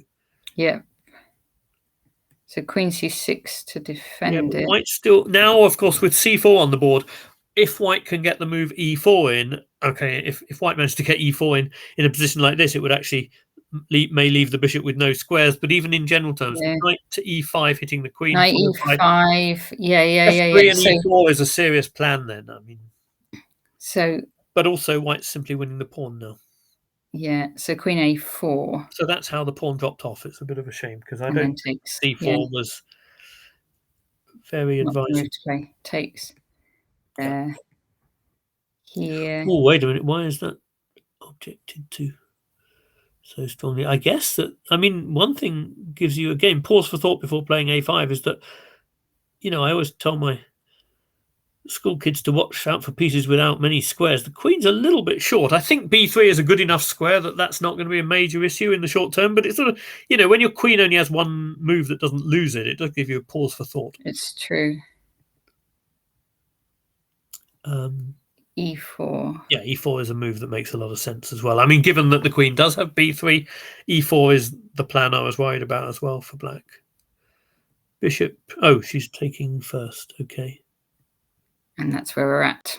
By the way, yeah, so she took at a moment when white had to take with the bishop, because if white had taken with the rook, there would have been back rank issues. Do you want to just show that? Oh, let's see. So rook takes c1 and bishop takes e4 would have been a very nice use of the back rank. Here, because you can't take twice on e4 because queen d1 will mate. Oh, and wait a minute, look, the engine thinks it's seen something, but I can't imagine what that is. The engine's just doesn't have it just doesn't all over the place. Yeah, I mean, there may be that white has reasonable ways of playing this position, but there's no need to do that from white's point of view. Obviously, that's kind of a trick to avoid. So bishop c1's better here. Yeah, absolutely. I mean, again, when you're assessing the open file, that rook doesn't have any okay, c3 is a potential point of entry, but I think it's likely to get kicked out again if it goes to c3. So basically, white's a pawn up with quite a nice position. The other problem with a5, of course, is it does weaken b6 quite a bit. So black probably needs to watch out for the move knight c4 by white in some positions as well. Oh, yeah. That looks good too. All right, so promising for... So is this position? Is this the current situation? Yeah. Okay. Oh, Louise has lost. Yeah. Yeah, Louise was clearly with that. Going. That's stranded knight there. Yeah. The stranded horsey. Indeed. Yeah, another horsey bites the dust. It's not looking. Yeah. All right. Let's look at the next one. Because this was an amazing opening. Right. I mean, it's a known opening, but it's a very exciting one. So let's see the exciting opening. Yes. Okay. So this is I was going to say Maria as white against Maria as black. Oh, right. Yes. Both players are Maria. So our Maria is playing black. Sicilian. Yep. And a Löwenthal, I think. Okay. If memory serves. A6. So, I mean, sorry, it can be a Kalashnikov if black plays d6, but with a6, it's a Löwenthal. Knight d6 check. So basically, black gives the bishop pair to try and gain some kind of development advantage, I guess you would say, with the move queen f6. d1. I think queen d1's probably the main line. There are various lines. I mean, even, queen takes f6, I think, is only about equal because black's trying to play with a quick knight b4 and d5 in that case. Queen d1's the challenging move, and black, it's one of those things where if white consolidates, white's got the bishop pair and black has weaknesses. So it's all about black keeping momentum going, and that means moves like queen g6 and a quick d5 where possible, as you will see in a moment, I think. So queen g6 happens, knight c3, and the quick d5 comes in. A very quick d5. I mean, black also plays knight e7 and d5. And this is a very quick d5. I don't know the theoretical status of this, but I'm sure there's some way for white to get some plus. Otherwise, it would be simply what black does. But it's very interesting and very. It looks like you could take that in any one of three ways here. Well, I think queen takes is going to run into quite substantial development loss, I imagine. So I don't know exactly, but interesting which move you'd play first to prove that. Possibly bishop e6, and black has ideas of playing knight d4 in various positions to attack c2. That's a theme in lots of the lines. I don't know. Queen takes, pawn takes knight d4 does look a bit problematic, because then you don't have bishop d3 because of queen takes g2. Horsey Chess is giving inside information. Maria She Said is. at Well, lunch, to prep having all given away three her opening meetings in sequence, she's depth. now giving away everyone else's as well. Sorry, I'm only joking. Yeah, I think you probably do need to know what to do against all, but I think pawn takes is relatively easy. I think queen takes and knight takes are more so, but knight takes is definitely the way to go. I think. Pawn. Do you agree? E takes knight d4 looks awkward for white. Let's just see it on the board. Because g2 is hanging, so you don't have a bishop d3. That just looks like definitely the wrong one for white. Queen takes, I'm not so sure. I'm sure that black will get good development against the queen, but not quite sure which is the correct first move there. Bishop e6 looks quite healthy, I think. Knight takes is the, I mean, it's the move played and probably the most interesting one. So now you have to take e4, I guess. Queen takes e4. Yep. And bishop e3. Yeah, this is kind of, I think this position has occurred quite a lot of times, but I don't know very much about it. I mean, obviously knight c7 check looks like a pretty serious threat, but black does have knight d4 and probably needs it right now. Yeah. So Maria played knight d4, and we get this exciting line: knight c7 check, king e7, and bishop e2. The bishop e2 is very interesting. So I think the point is that bishop d3, queen takes g2, there would be a check on e2 coming, which would, well, to say the least, complicate white's task quite a lot. I think bishop e2 is quite clever, because now if queen takes g2, rook f1, I'm not sure I see particularly a follow-up. Yeah. By the way, if it's worth mentioning, oh no, that's not quite true. The king has a square on f6, but any knight takes sort of e2 or something, black has to reckon with bishop c5 check, which could be quite awkward. Oh, yeah. If there was a knight on f6, it would be checkmate, but which is kind of cute anyway.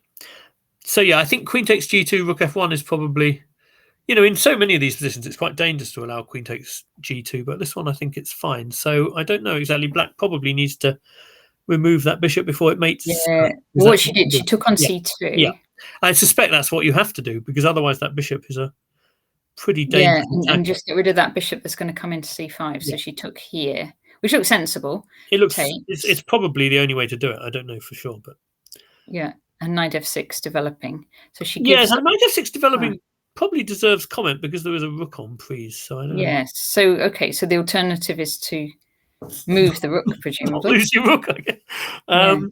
Well, the other alternative might be bishop h3. Is that a good move? Ooh. Bishop h3. The first point being that bishop f3 seems to fail to queen c4 check, I would have thought. Or at least it's a very efficient way of not losing your rook. Yeah, and take the knight. Yeah, and take the horsey. Another horsey bites the dust. Another horsey. Yeah. So that's worth, I wonder whether I assume that she will have got this far in her preparation and decided that bishop h3 probably isn't the way to go. Because the line is, as we can see, pretty forcing. Although bishop e2, I don't know if it's one of the main lines. Okay, but this is clearly not. This looks pretty good though for black. Sorry. This is good for black, but there must be another way to meet bishop h3. Otherwise, it would just be. Yeah. I don't know. Is that so bishop what can you play after bishop h3? So you can't just take the rook, presumably. Rather you than me, mate. It looks very dangerous. I take that rook, and I don't see any reason to. There, maybe rook g1 is playable. I don't know, because then the thing is, then it's kind of we're threatening the bishop as well as the queen. But no, rook d8. The nice thing about bishop h3, it gives you a tempo to keep your rook in a fairly purposeful way, doesn't it? Yeah, that looks pretty good. So I don't know if there is. Could there also be knight d5? Well, if there's knight d5 check followed by rook g1, or by maybe followed by bishop f3, of course, that would make more sense. Yeah, don't lose the knight and then go bishop f3. That might be the way forward. So instead of so knight d5. Rook g1, knight d5, just so we don't have the silly fork. Yeah. And then king somewhere, and then bishop f3. That might well be the way to do it. Yeah. So king f8 or something. It pretty much.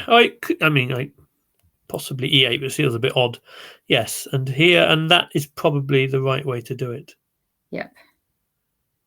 Wow, it's all quite high maintenance for both sides, isn't it? Hmm. tricky. But this actually, yeah, now it's not so obvious. That's clearly the way to take the momentum out of bishop h3, isn't it? Yeah. And maybe black will just suffer in terms of her development here.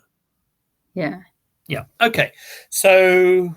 All right. So it's exciting stuff, isn't it? You can't. It is very exciting. So knight f6 then makes more sense in that it threatens. Sorry, it prevents knight d5 check. So the only problem, I guess, is that it gives away a rook. Which does give away this rook. Okay. And it must be said that if white doesn't have knight d5 check and doesn't take the rook, then black's probably doing very well. So white has to pretty much take the rook. Takes. And now I have no idea what is going on, but I was thinking she might then go bishop h3. Well, exactly. That's definitely. Oh, then we've got bishop f3. Have we? Now bishop f3 works. So yeah, I see. That is the downside. So, all right. So Maria just gains a tempo against the queen. Well, one thing is if you kick the queen out of d1, then after bishop h3 there won't be bishop f3 because the queen takes f3 check. Now that is true. That is queen e1. True, so now, but then she didn't play bishop h3, so maybe there's other reasons why it's not. But then you can defend with like queen g3 or something. You can. That's probably the other reason. Yeah, that's kind of what I was thinking of. So knight d5, but knight d5 is not loved by the engine. Computer does not like that at all. Well, perhaps bishop f3 is a good move. Knight takes e3 check, king f2, and I don't actually see how. Oh, then queen f4 must be the idea. Let's put that on. Yeah, something like it. These were actually the moves here. So F2. We're saying if king f2 here. Yeah, and now you can play queen f4 because queen takes e3 is met by rook d2 check, I think. Oh. Well, I hope you can. I hope you can. Otherwise, black is sorely. But yes, that is okay. That's clever. That's more than okay. Yeah, that's more than okay. That's a queen. And I mean, I think in any position where there's stuff for the queen, I'm kind of reasonably optimistic because the queen's, well, as we know, the queen's a really good attacker. Yeah. And white's position is reasonably uncoordinated still, isn't it? It's not like you're losing all your momentum just because you've won a queen. You've still got pretty active pieces and the king's in trouble. But I guess white has a move in the middle of that, which was rather better than taking the knight. Yeah. The queen f4.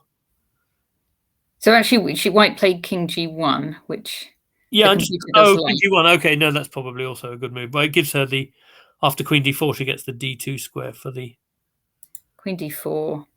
Although it does mean that she can play queen d4 rather than queen. Yeah. Queen f2. Maybe that was. So let's just see that position. Why is maybe the engine doesn't really have much idea, but what a move like queen c3 springs to mind because the exchange of queens really wouldn't be much fun for black. Yeah. I was looking at queen. I was looking at probably silly stuff. Yeah. I don't like this for black after queen c3. I don't think because I don't really see how you find a square which doesn't make things a lot worse, and I may even be threatening to, bring back the horsey. Not yet, of course. I don't want to. Queen a7 or something. I mustn't get checkmated with knight g4 check. But yeah, sort of. I don't know. This feels a bit. Yeah. Unlikely. What she should have done. Probably, yeah. So, but fortunately, she gave a lot more compensation by going quick. And now suddenly, black has. Well, if the queen, it's a question of you've got to try and challenge that queen on f4 because it's such a good piece, I guess. Yeah, and if you don't, it will just stay there. Way to go, Maria. f5. That's the spirit. Rook e1. Yeah, which would be great if it drove the knight away, but black has prepared f4, so it's not so clear what it achieves. So here we go. Now there's a real prospect if things go well for black of getting a kind of typical exchange sack position where you have a great knight on e3 against the rook. And that feels like kind of potentially very full compensation. Yeah, because that rook on h1 isn't doing very much, is it? White's rook. Well, the rook on h1's got quite a weight before it participates, I think. So. Yeah. So if you can just get the bishop out and then take the knight on a8 or yeah, something. The problem is that you've got to make sure the knight can't just run away with knight c7. It works a lot better as an exchange sack than a rook sack, but sort of I'm starting to like aspects of this now, of course. Yeah. So h3. And bishop f5. Queen h4 check. Does make a lot of sense, but not so much sense because the rook is defended. That would of course be a very strong move if the rook wasn't defended by the queen, but as it is, we can go to f8, which is the square we want to go to. Now I guess black's threatening. Black's threatening black's threatening at least a draw with knight g4 check, but I'm not sure she wants a draw in this position anymore. Oh, sorry, she's got knight g4 check and bishop d3 check. That's probably a lot more than just a draw. Oh wow, okay. Yeah, so that means that black will be able to recapture this knight because white has to play the king. Yeah, that's right. So it's gone very well. It's gone very well. Rook c1. Okay, so all right, a bit of a thrilling game there. Very exciting, and it's a terrific compensation for an exchange. Yeah, it really is. I mean, it's already 2 pawns, and that is a superb horse. That's serious horsey chess. Superb horse. Yes. Okay. So, is this the current position? This is current position. Oh, great. Okay, well, this is really good. I mean, an opening like this is a little bit of a gamble, but if you're playing a higher rated player, it's not a bad way to try and randomize. I mean, if you played to Queen c3, it would have all looked very different, I think. But now, full of chances, really good. Okay, let's see board 4, which is show rare.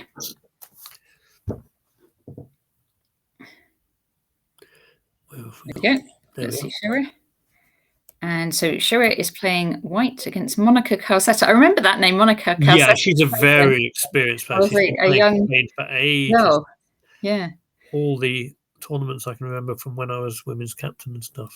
Very experienced indeed. Okay. Should we quickly see it from the beginning? So Shira is white, making her debut for England. Okay. Oh, did I see my win against Shirov on Agadmatos? No, I didn't. No, I may yet do. We'll have to look for that after. Yeah. Yes. Hi, water power. Okay. So. Right. Let's see what's bishop c4. Okay. So this, of course, I mean, there's various differences between this and 3 bishop c4. One, from white's point of view, you get possibility of using the f pawn. From black's point of view, you get the possibility, if you want it, of playing c6 and d5, which I think is what we're about to see. Yes. And so Shira defends the e-pawn, of course. c6, bishop back here. Queen e2. e2. That's interesting, because I guess you could play queen e2 first, but I suspect that d5 is a good pawn sack anyway. Oh, hi, Kenworthy, not Gary Kenworthy. I always get that wrong. Whenever Kenworthy 39 comes on, I always say, "Are you Gary Kenworthy?" You should only have to do that a certain number of times. I know, but it's not reached that amount yet.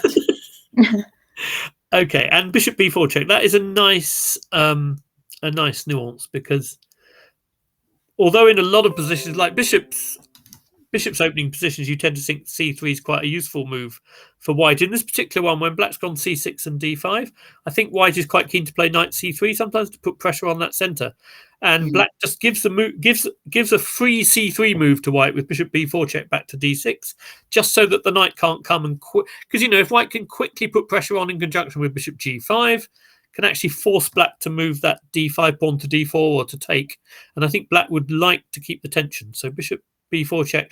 I don't know queen e2 so well, but white also plays this position with knight f3 instead, and I think there too bishop b4 check would be a very interesting sort of way of a little nuance to take a bit of pressure off d5.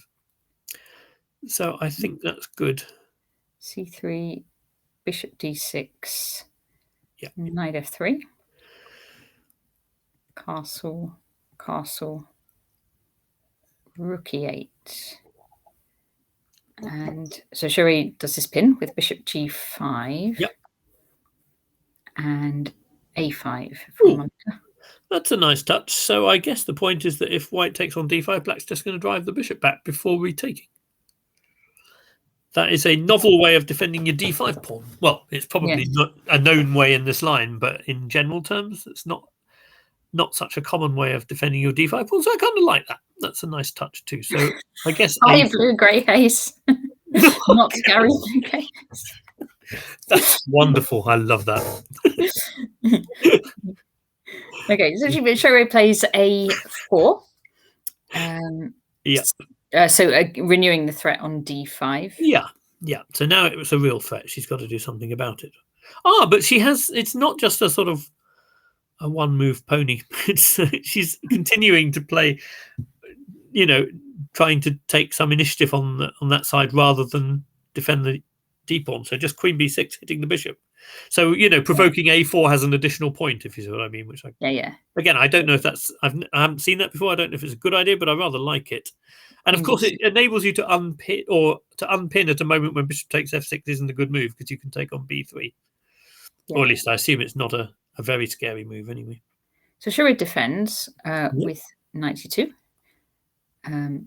But now, of course, knight bd7. So moving the queen, the d pawn is no longer under attack because the pin or the threat to take on f6 was part of the attack. So it's a very neat way of defending d5. But of course, it's also a question how wonderful. I mean, it's a very neat way of defending it, but how wonderful is the queen on b6 in general terms? I'm not so sure. It feels like it may well have to drop back to c7 pretty fast anyway. So.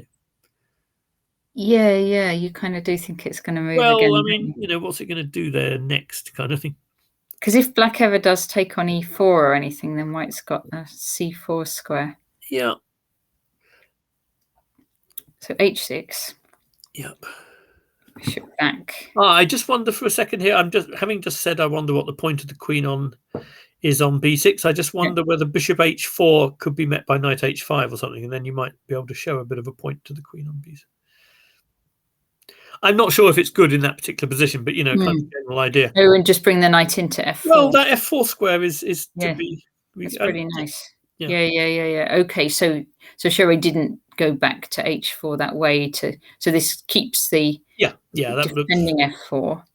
But black's comfortable, isn't she, out of the opening? I think so. I think this a5 and queen b6 was really quite clever, and it may well be known to theory, but it's a nice little nuance.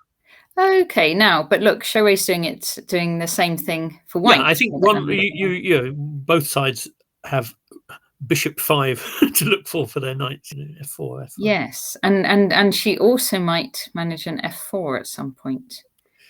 Yeah, I think it takes quite a look because with bishop on d6 and queen on c7, that needs a lot of preparation. But of course, ultimately, and also the rook lined up on the e file against the queen. Well, yes, yeah. So maybe she can't. Okay, so knight into c5, bishop drops back, knight e6. Trying that way round to come into f4. Okay, but then it does enable white to play knight f5 without having to analyze whether bishop takes is going to be a problem. I mean, for example, in the position, can you just put the knight on c5 again? I'm just thinking that in this position, if you can find some intelligent move for black, I'm guessing that knight f5 would be a mistake because you could take it and play d4, and actually the bishop's trapped because if white takes on d4, then it's pinned. Make some random move like b6 or something just to illustrate, I guess. And the problem would be knight f5, bishop takes, pawn takes, and now d4. Ooh, it's quite a nice trick to win a piece by sort of two different trapping and pinning issues at the same time. Okay, I don't think there's any. I don't think white can do anything there. After bishop takes f5, the engine was pausing because white can take on c5 and avoid disaster. But I think that's already a satisfactory outcome for black anyway. Yeah. So so I just noticing that maybe. So maybe knight e6. Knight e6 might actually allow white into f5 when she otherwise wouldn't have been able to so easily. I wonder. Yeah. Okay. So knight. But of course, as you say, there's a lot to be said for being en route to f4 as well. So here. And d4 idea anyway. That's another d4 plan, and actually that's quite a interesting one. Positionally, you can see why this may. So she's got to take it. Takes. Yeah. Takes. But if she now takes, I thought she was going to go knight takes, but then I suppose the h2 pawn is on. If she goes knight takes, it enables white to play bishop takes, solving the problem of that bishop probably. Bishop takes h2. No, no. If knight takes d4, white could take on d4 with the bishop instead of the knight, and then doesn't have to worry about the bishop. Yeah, I mean, white playing here, knight takes. I was thinking. Oh, sorry. Yeah, I thought she might play knight takes. Knight Then I takes thought bishop D4. takes h2. Just feels Okay. positionally quite pleasant for black because you can probably control the d4 square, although it remains to be proven. But something like knight takes d4, bishop takes h2, perhaps bishop back to e5. And if So, bishop takes, yeah, queen takes, it's yeah. difficult for white to fight for the d4 square, I think. Yeah. It's maybe take... No, I wanted to take on d4 first, I think. Sorry. Did you want to take on d4 I want first? to take that horsey first, yeah. Takes. I mean, it doesn't matter which order of bishop takes h2, I take it, but one or other here, and then bishop takes e5, I thought. I just want to control d4, and, you're going to struggle to fight for that, because if you play knight f3, I'll probably play bishop g4 at some point and just, again, stop you fighting for the d4 square. Yeah. Just think black's comfortable here, although it's, maybe white can try to take and play f4 or something and get some... It's not... But, that bishop on c2 can easily look like a little bit of a... Oh, yes, it's not very exciting active piece. Yeah. Yeah. Okay, so Sharia instead plays, takes on d6. Yeah. Getting rid of that. Which she needs the follow-up knight c4 to justify, but given that knight c4 is there, looks like the best way to do it, probably. Ah, that's clever. Just the bishop. Yeah, you need that. It's tactically the only way. Knight c4, very nice. Yeah. Queen back, and then bishop can drop back. Yeah. Okay. So she's come out of this with the bishop pair, and she's got some perspective to do what you wanted to, what we would like to do, obviously, if we can, and play f4. But I guess the problem she has, the reason she's not better in this position, is the bishop on c2 is a bit not great, and I guess also maybe the knight on c4. Oh no, I think the knight on c4 can be a very good piece. I was just wondering if we could, if it's vulnerable to attack. What, like b5? B5.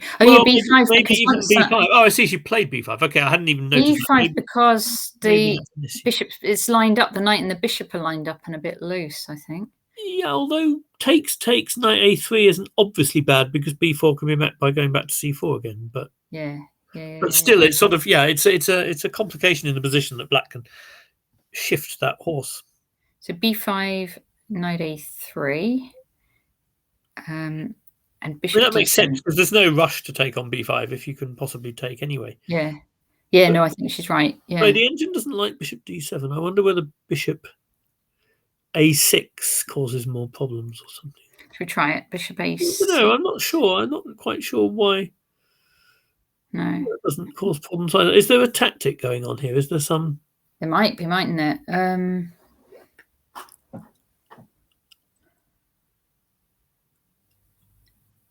Don't know.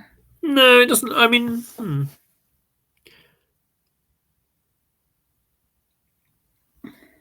don't think so. Knight f4 can be met by a queen move, and I don't know. Let's not worry too much. But it's kind of okay.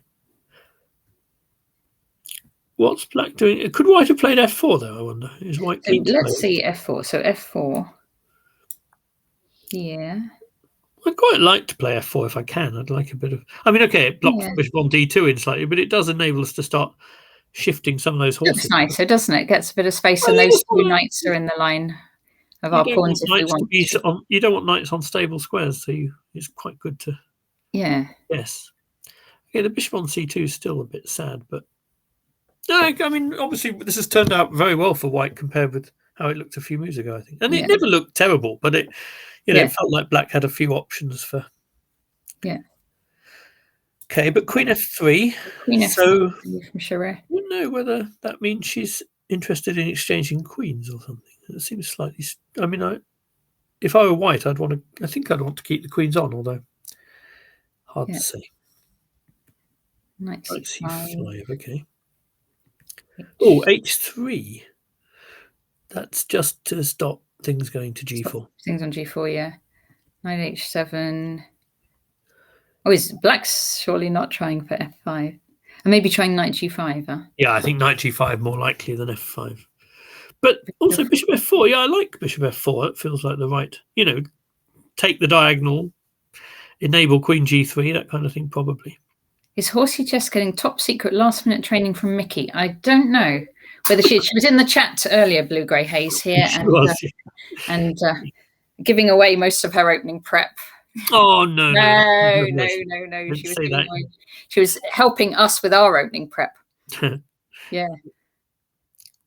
Queen d8, bishop d6. I mean, queen g3 looks like a move as well, although, yeah, not sure. Okay, bishop d6, knight g5. So queen g3 is coming anyway now. 3. So Sherry is looking to attack, I think. I think so. Knight takes a4. a4. Positionally, I don't like that at all. I mean, it trades off our terrible bishop and it brings our other knight beautifully into the game. This makes me quite excited for our position after that, actually. Yeah, because now black's pawns are worse. Sorry, I'm being sort of very nationalistic here and referring to her position as our position, which is it is our position. We're cheering the English, making no secret of it. Hi, Arsene, we're cheering for the English team here. That's we are. No, that is true. And we're allowed. This is a huge. I mean, you know what it does for that knight on a3, giving it the c4 square and gets rid of our problem piece. There's no way that was worth a pawn for black. I'm a little surprised she did that, I must say. Yeah. Okay. So this is looking nice now. And f4. Yeah. f4. Knight h7. And knight c4. Sherry brings in that knight. I wonder whether the assessment went down slightly there, because that doing it at that moment might enable black to play bishop e6 and try and trade it off when the knight's defending the bishop. I would have preferred maybe to play f5 first and then knight c4 when there's no bishop e6. On the other hand, that could allow queen g5 or something, but I don't think that's a big problem. I think maybe she was concerned about that. I don't know. But bishop e6 definitely played. And now do we have bishop e5 and then knight? Well, I fear after bishop e5 we can just go f6. f6 comes in. Yeah.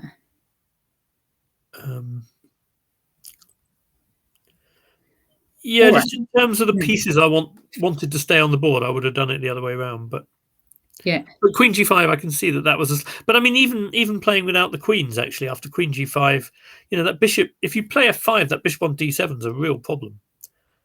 Whereas now, yeah. So maybe Sherry should. A bad piece. Yeah, no, I think that's an idea for Sherry is quite a slip. I think f5 is much better, and you know, the bishop's just really killed by that move. And then, I mean, the only drawback I can see to that must have been queen g5 bothered her. But I think it's more important to have the right minor pieces on the board here than it is to not exchange the queens. Yeah. Maybe there's time for queen somewhere, but there's queen e3 check to worry about. So even if you had to just play knight c4 here, queen takes, bishop takes, and then the knight's got b6, d6.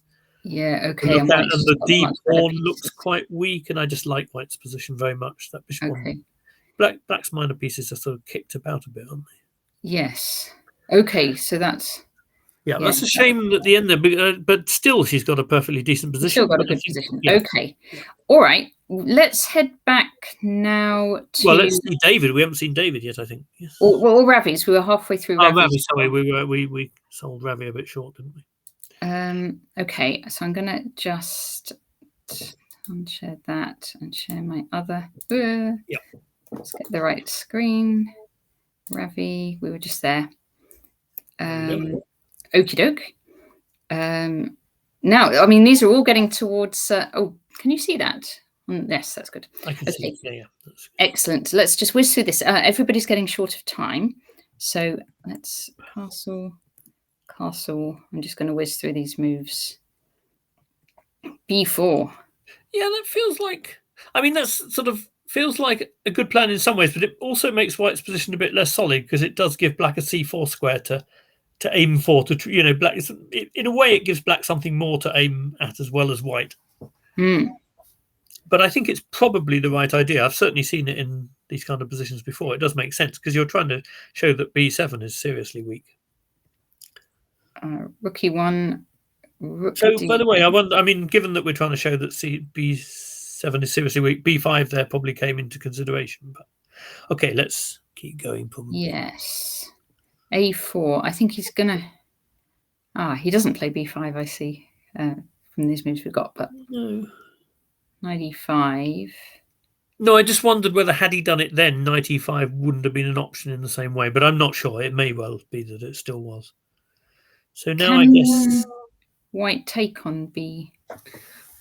Oh, I think the problem is that after takes rook takes c2, the d pawn might actually become a bit dangerous, although it's not.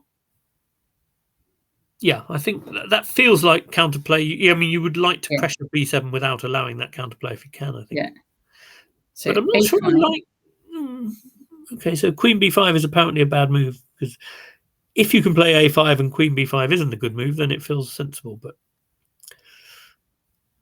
wow, okay. Oh, I kind of like queen f5. That's a cute move because it threatens bishop e4. It threatens bishop e4. You can't play g6 because of the bishop, or knight g6 because the queen is hanging. So very nice. That's a nice touch.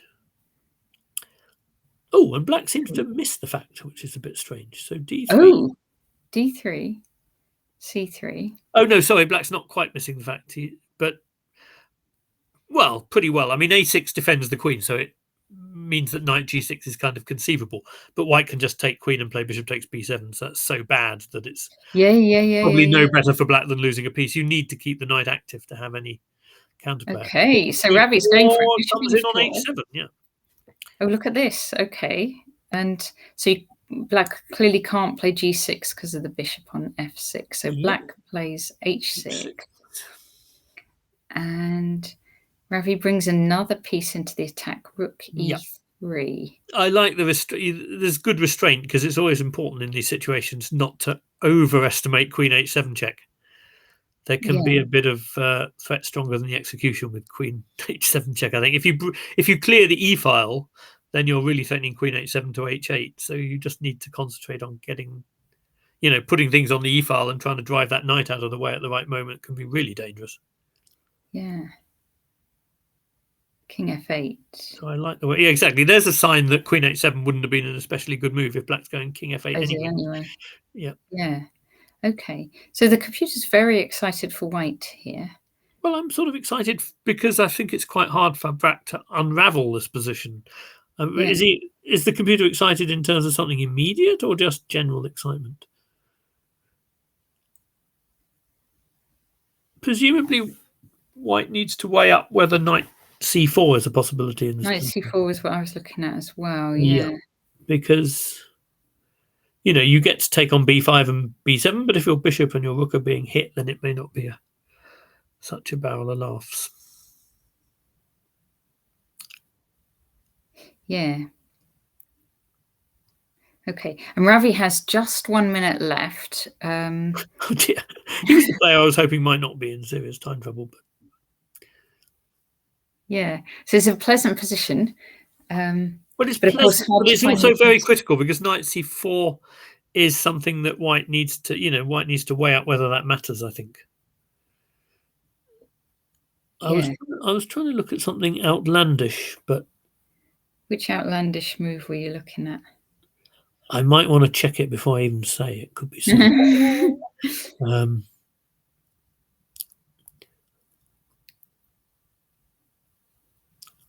Well, I think in principle I was wondering whether we can go rook b e1 and then meet knight c4 with queen h7 in some way. So we just give the rook, and then we're threatening to move the bishop somewhere probably that hits the queen, and then mate. And that could be a reason for excitement if it works, or even take on d3. I don't know. I see bishop c6 or something like that. Yeah, bishop c6. I think that rook be1 is the move he wants to make work if he can, isn't it? Yeah. Now it says he's only got 10 seconds left, so let's hope he plays. Has he not moved here? I thought there were more. Sorry.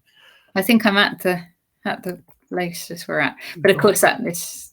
Well, I'm pleased to say, anyone panicking watching this, I think it's true to say that, generally speaking, the clocks on here aren't quite accurate. No, so probably hasn't just lost on time, but you never know.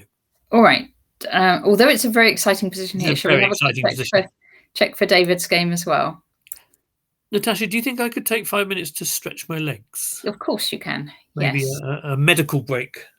Yes, you go for it. I think that might be wise, and I will be back You go. Actually, I don't want to do that. Can I just see how bad the time travel is in David and Luke's? Because I don't really want to do that at the most critical moment. But on the other hand.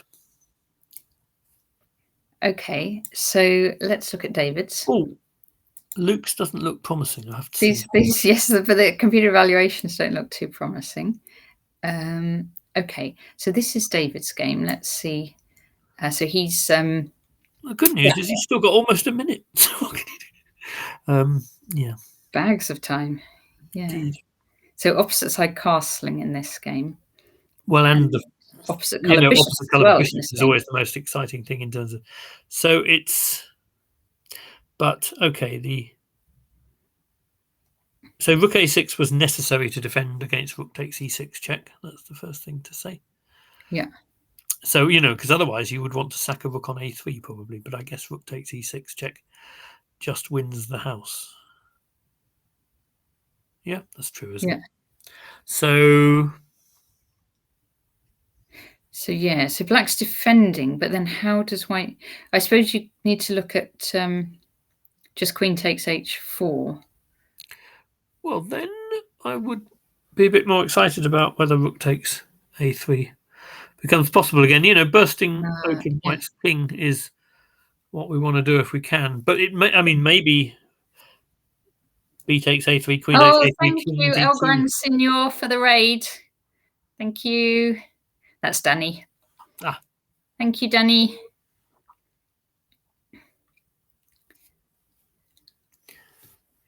I guess Danny's been talking about these games as well. Yeah, is Danny doing commentary too? I don't know. I think he probably, yes, he has been streaming anyway, so I guess he's been doing commentary. Excellent. Yeah, so what's it sort of feels like white.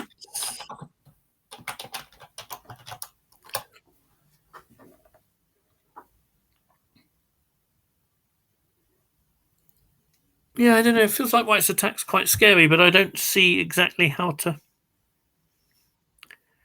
push it forward. Yeah. Well, that's good, because that could be tricky then.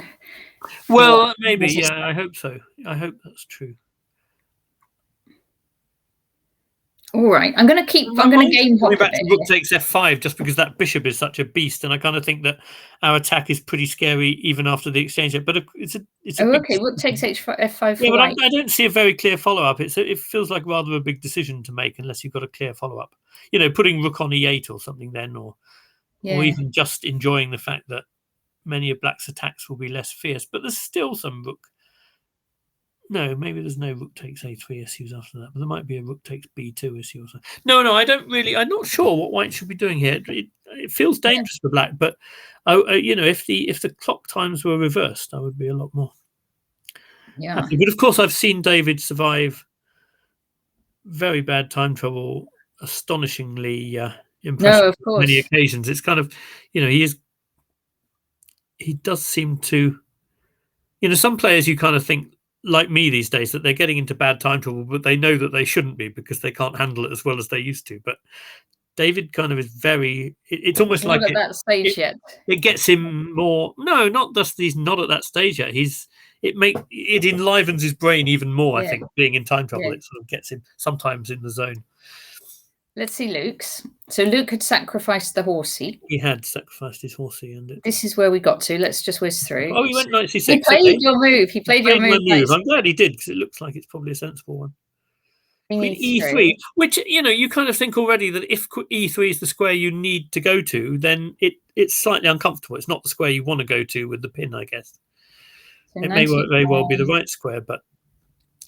Rook d1, bishop d7... Knight f1. Yeah, that's a good go. Okay, it looks like a good consolidating move, but castle's long. Yeah, can I just see why whether the because I wonder whether black can look at some bishop b5 here because the knight on d4 is pinned. Okay. With the idea that then you're threatening Queen h7. No, obviously you can't. But it's just a thought. Yeah.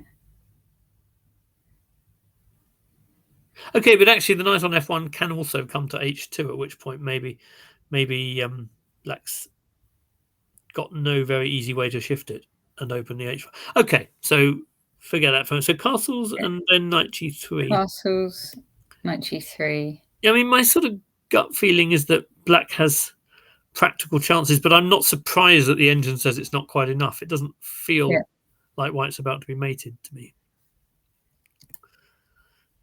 Queen there, Queen h7. Yep. King f1. Yep. Bishop b6. Bishop b6, it feels like not the move you'd want to play if you had something.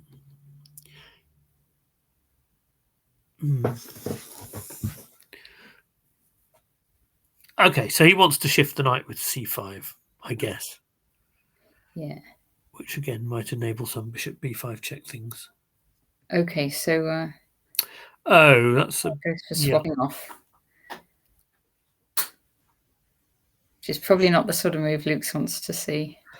Well, g5. Real.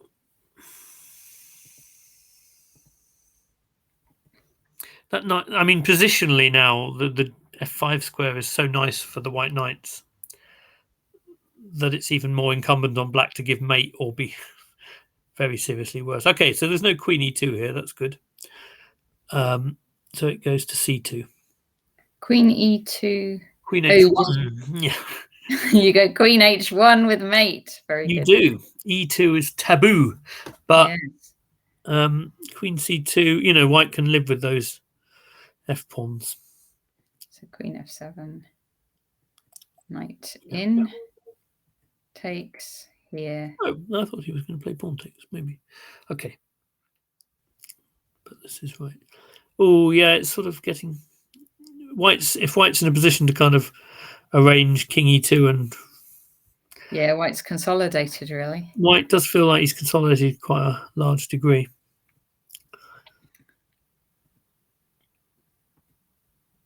Okay. This is where we are, just here. Yes, it's not looking great, is it? Yeah, we didn't manage to get our checkmate down the h. We certainly didn't get our checkmate, and to be honest, white's got quite... Oh, knight d7 check, okay. Yeah, so the bishop is going to get swapped off as well, I suppose. Yeah, I mean, white just wants probably to check that there isn't some rook e4 check happening in the middle of that. But again, it's not, you know, it's just... Yeah.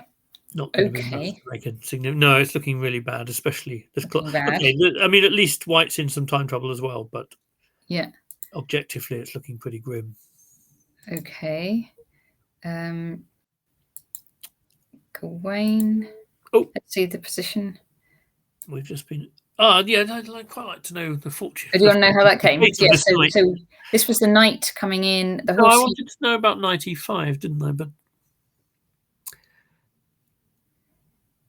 yeah. So this was this two knights opening, and yes.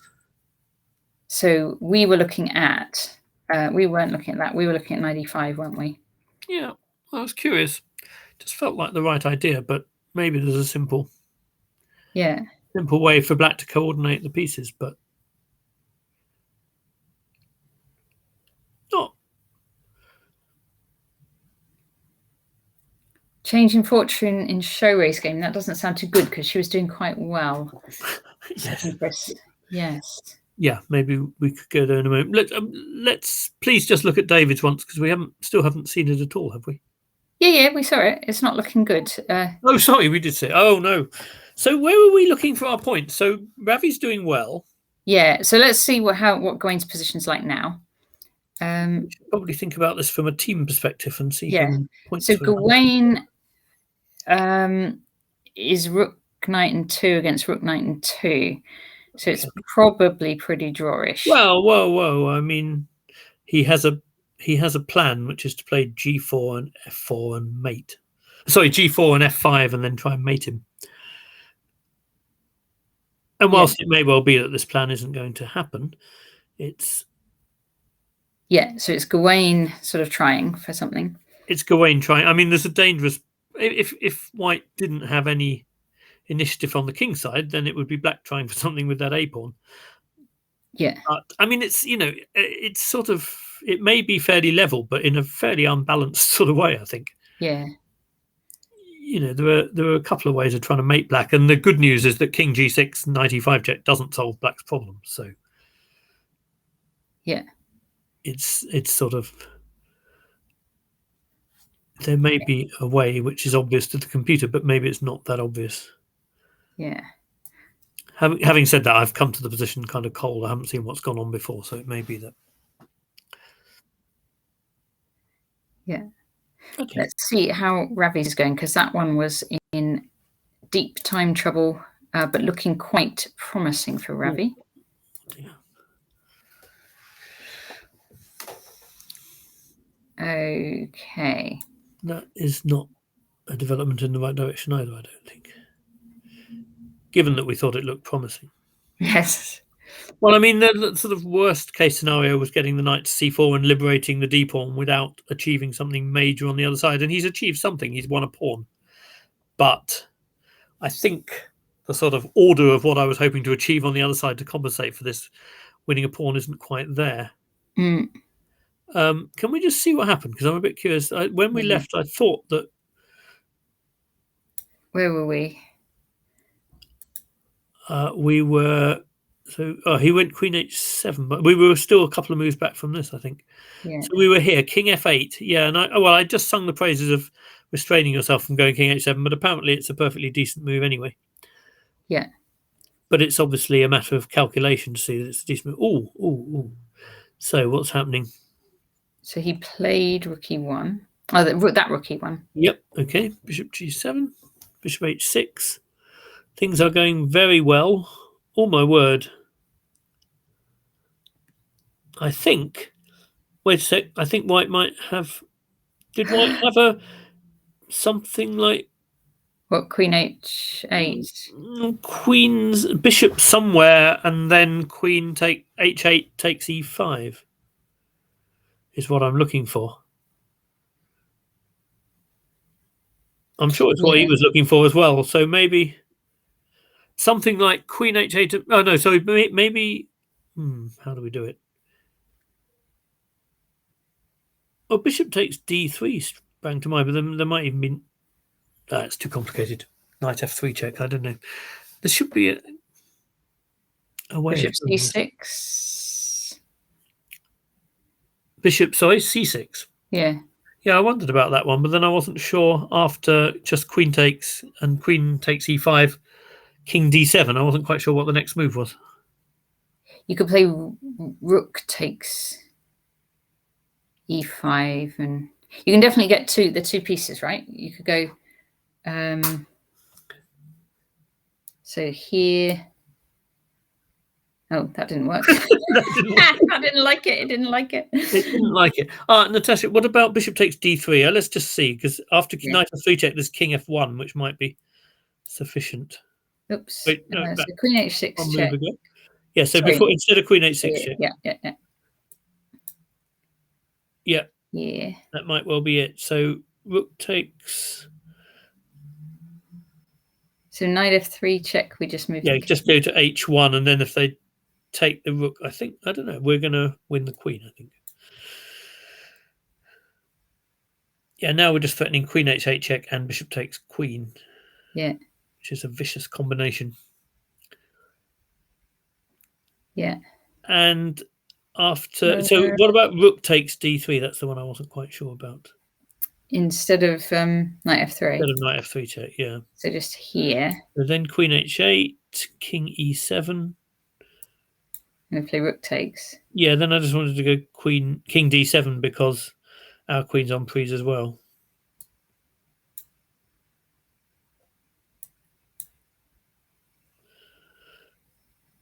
And there's a good move here, but I haven't seen it yet. Queen f6, maybe? I don't know. Do it. Queen f6 is a bit of a good one, isn't it? Queen f6. Yeah, that's threatening. Well, if queen c6, it's mate on e7, and if anything else, then I suspect rook e7 check will be good. Okay. Wow, that's pretty strong. Yeah, that's what he missed, I fear. Yeah. Should we go back to the game? Because I imagine they're Let's go back to the game. Let's see where we are. Decided at this moment. King f1. Ah. Okay, rook and pawn ending. Yeah, I think probably just a level one. Although obviously opportunities to go wrong for. I would have thought more for white, but I don't know.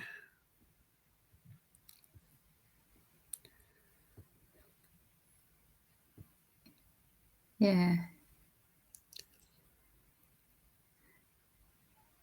I mean, I guess white can go what, rook b2 and king e2 and. Yeah, but we're going to win the b pawn for the d pawn anyway, so I'm not sure. I can't think of many scenarios where white can put any pressure on, really. Because, even if you end up with the 3v2, it's not a staggeringly scary one, I don't think. Although it's a very playable one because there's a potential. I mean, you play it, but yeah. Oh dear, that's a real shame, I think. Yeah, rook d5, so he's stopping any b5 things, and he's just going to win that b pawn. And yeah. Well, by the way, king rook b2, can it be met by rook c1? No, king e2 is okay. And rook e5 check, you can take on d2 because you hit the rook. Yeah. Yeah. Okay. It's worth checking though, because you don't suddenly lose your rook. Oh, sorry, rook c1. Oh, yeah, that's true. No, what I just said is true. So probably he's going to go rook b2 and it'll be rook b5 then, I think. Oh, sorry. Yeah, rook b5 probably. Rook b2, he's done. All right, let's see. I think we saw Luke has lost his game. Yeah, it did seem highly probable from where we were. Yeah, so Luke has unfortunately lost. Ooh, maybe the most interesting thing to see for English hopes at this point might be Gawain. Yes. The fact that Gawain's. So, are they really making doesn't meet the needs, apparently. Yeah, okay. So, what's the story? How do we win this then? Is it g5 check? Well, I would have thought that's.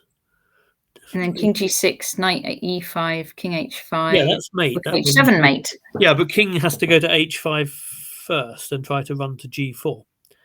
But g5, king h5, maybe. Let's see it. So g5. Yeah, I'm not sure it is g5 actually, because after king h5, I can't see a good follow-up. All right. But what else is there other than? Well, there could be some sort of trying to do it in the other order, trying to play e5 sort of thing. Or trying to play king h3, maybe, just to not allow king h5. Yeah, that's probably it. And that does look quite tricky for black because, because now g5 is a winning threat, I think. Yeah. Oh, exciting. Go Gawain. And actually, king h4 is a pretty decent move as well. If you get so, knight f2 check, king h4 doesn't really help black. Yeah, this looks quite exciting. Actually, looks okay. Fair. So this one would level the match. Luke's lost on board one. This is board two. I think that David it looked like was in trouble. So let's check that just check that one. And then we should probably look at the women again, I think. Let's see. Yeah. Okay. So David's still a lot going on. Actually, that's where we got to. That's where we were. No, I fear we. So he did take on h4. So do you want to see this move? Because it's only a few. So queen h4. Yeah. So if there are no sacks, and we thought there probably weren't, this makes sense, doesn't it? Yeah. Queen f8. Queen e1.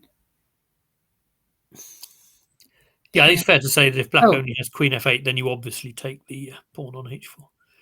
Ooh.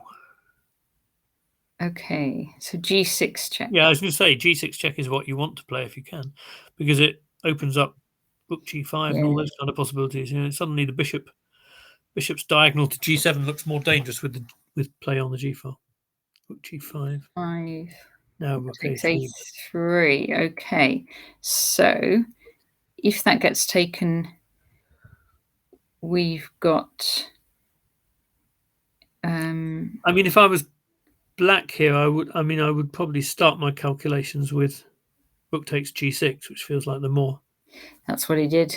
Problematic capture, because it just doesn't give black the same kind of initiative. It gives him a check on a1, and white presumably should go to d2 rather than c2 because of rook takes b2 check anyway, I imagine. Yeah, that's true. c2 loses, d2 probably wins.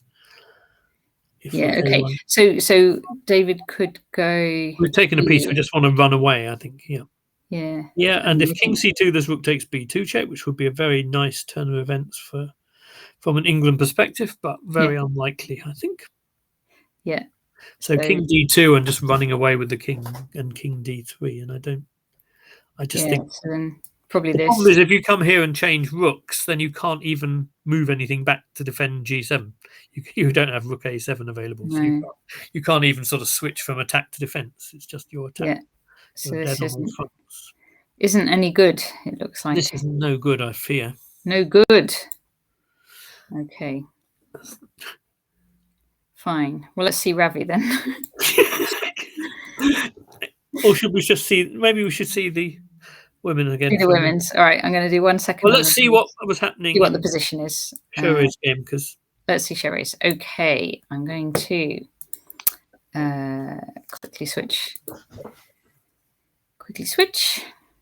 Yep. Still haven't had my leg stretch, have I? Yes, you should do that. Maybe after the time control, if that's very quick. This one is after time control. Oh dear, this is a very bad turn of events. That's not good at all. Okay. Yeah. So Sherry was doing very, very well. Well, she was doing, pretty well. I think we thought maybe she should have. Well, we didn't like knight c4, did we? That was a step in the wrong direction. But then she cemented her bishop, which makes sense. Oh, yeah, I really thought the problem for. Oh dear, she was doing very, very well, because after, we thought black should take on c4, and if black takes on c4 now, obviously, objectively, winning the exchange should be very good. Yeah.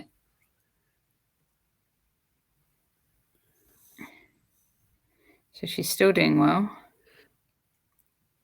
She is still doing well. I imagine it was a question of. I think I might have preferred to put the other rook on c1, just so that you have a perspective to play rook e1, and then you're threatening f5.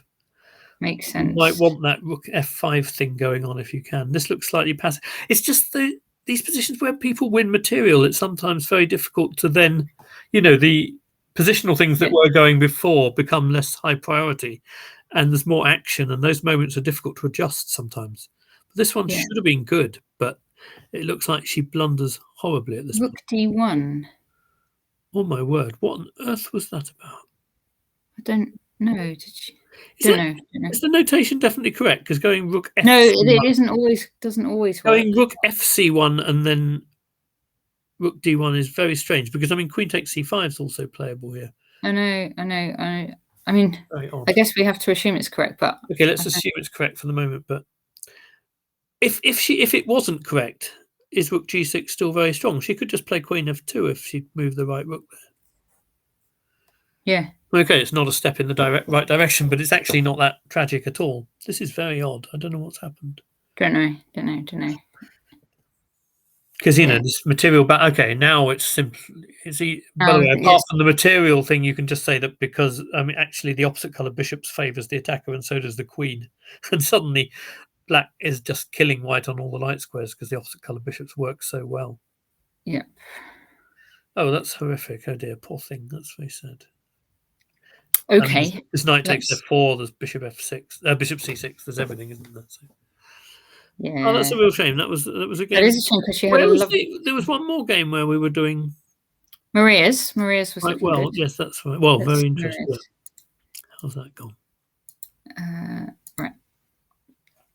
No, I think they've all gone. I mean, we are playing a much stronger team. Yeah, but Maria had a great position. Maria had a lovely position. So where did we leave it?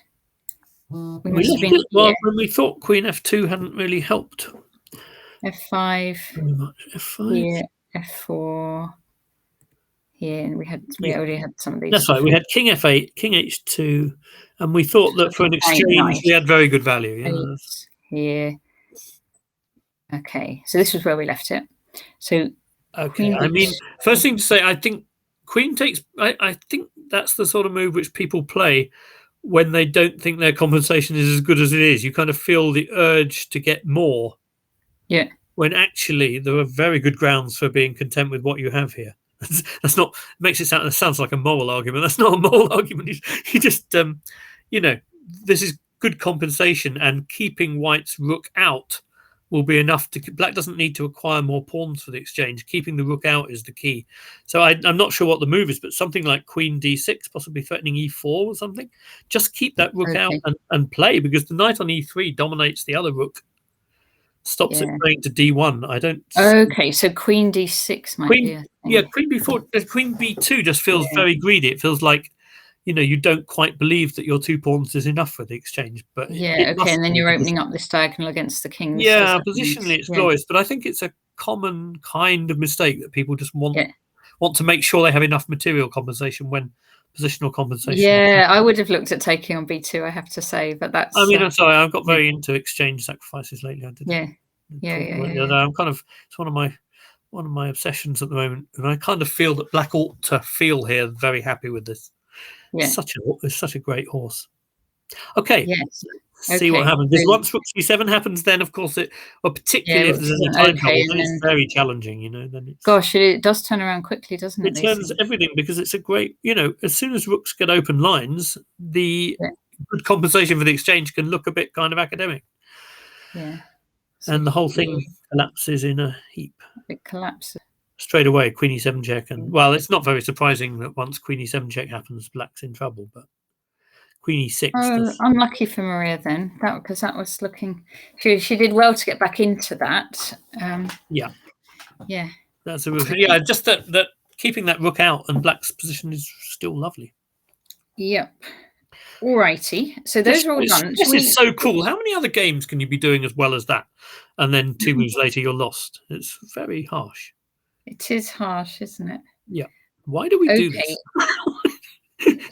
So, I'm going to switch back to men. You could? Should we see how they're doing, and then you could stretch your legs? And then I'll go and preserve my health. Yes. Ravi. Okay, so this is Ravi. They're past the time control. Let's just see them all. If they're all past the time control, we can just have a quick break. Okay. Gawain. Here we go. H3. That's right.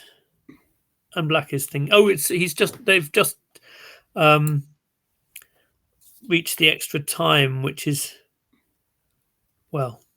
Hi, Arabian monk. I'm not sure that's actually good for. I mean, it's good for Gawain. It's fine for Gawain if the position's objectively winning, which I think it probably is. But on the other, you kind of have those situations where somebody's giving a lot of ground in the time trouble, and suddenly the time control, they get a chance to recompose themselves. But I don't think this is like that.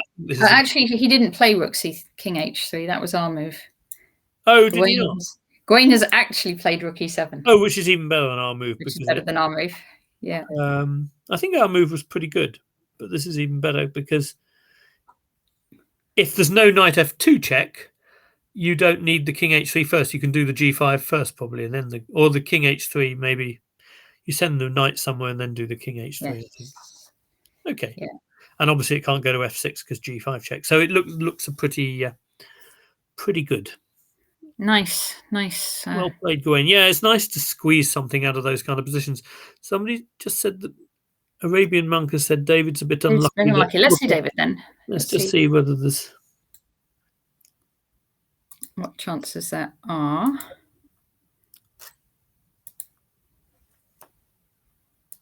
Okay. I think it's still in the position we left it at. I see. Yes, that is a bit unlucky. rook a1 check, king d2, queen f5. Yeah, I didn't think of that. Does it fail to? Let's see. Yeah. Rook a1 check, king d2, Queen f5. queen I f5. assume there may be a queen d8. Oh no, that's not so clear what I was So thinking. what's the so rook g7? No, you don't do rook g7, do you? No. Let's try and work this out.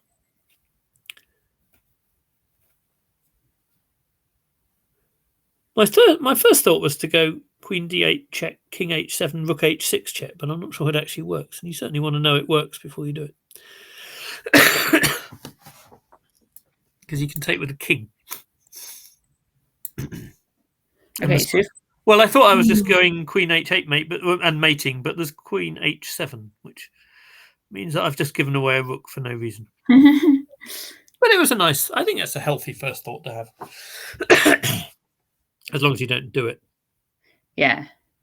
Oh, wait a minute. There's no queen h6 check because then there's rook takes. You go queen h. There's rook takes e6 check. Maybe I am brilliant, as Christian would say.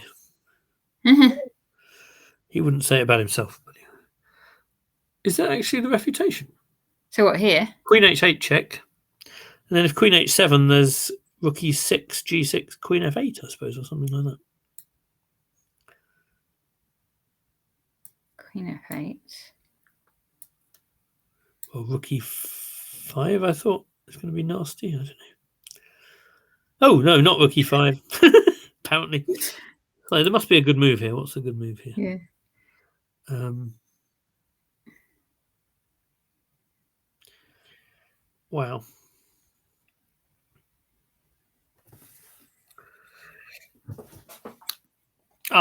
What about...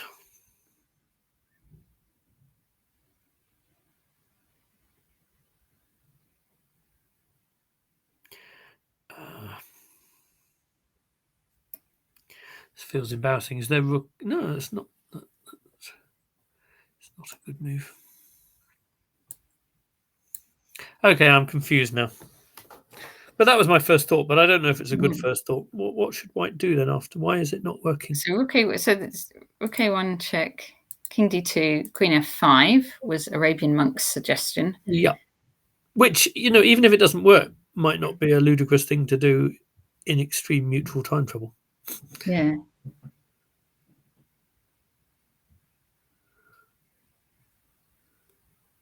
Well, they're after time control now, actually. Oh, sorry. Do we... Hey, I'm wondering if we're looking at the right position. Queen takes h7 and b takes a3. Well, we don't have b takes a3 anymore. We don't. Oh, maybe we're not dealing with the right... Yes. Queen f5. No, it's rook a1 check and queen f5. Oh, okay, sorry. Oh, might be your idea. Well, in that case, why does this not work? I'm sure it doesn't work. Arabian Monk saying, sorry, ignore me. Well, I know he is, but... actually, it might be quite a good idea. Suggestion sort of...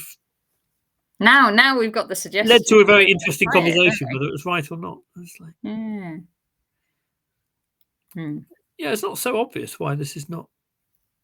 Well, it certainly looks like a practical try. Has David moved yet? Has this moment gone? No, it looks like it's still rook takes g6.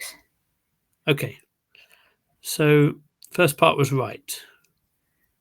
Okay, so we shouldn't ignore the first part, only the second part. So, was my queen... I'm going to cheat now. Right. Are you queen d8 check. Oh, I'm right. Come on, give me some right. credit there. That's right. Of course you're right. Of course I'm right, indeed. Of course you're right.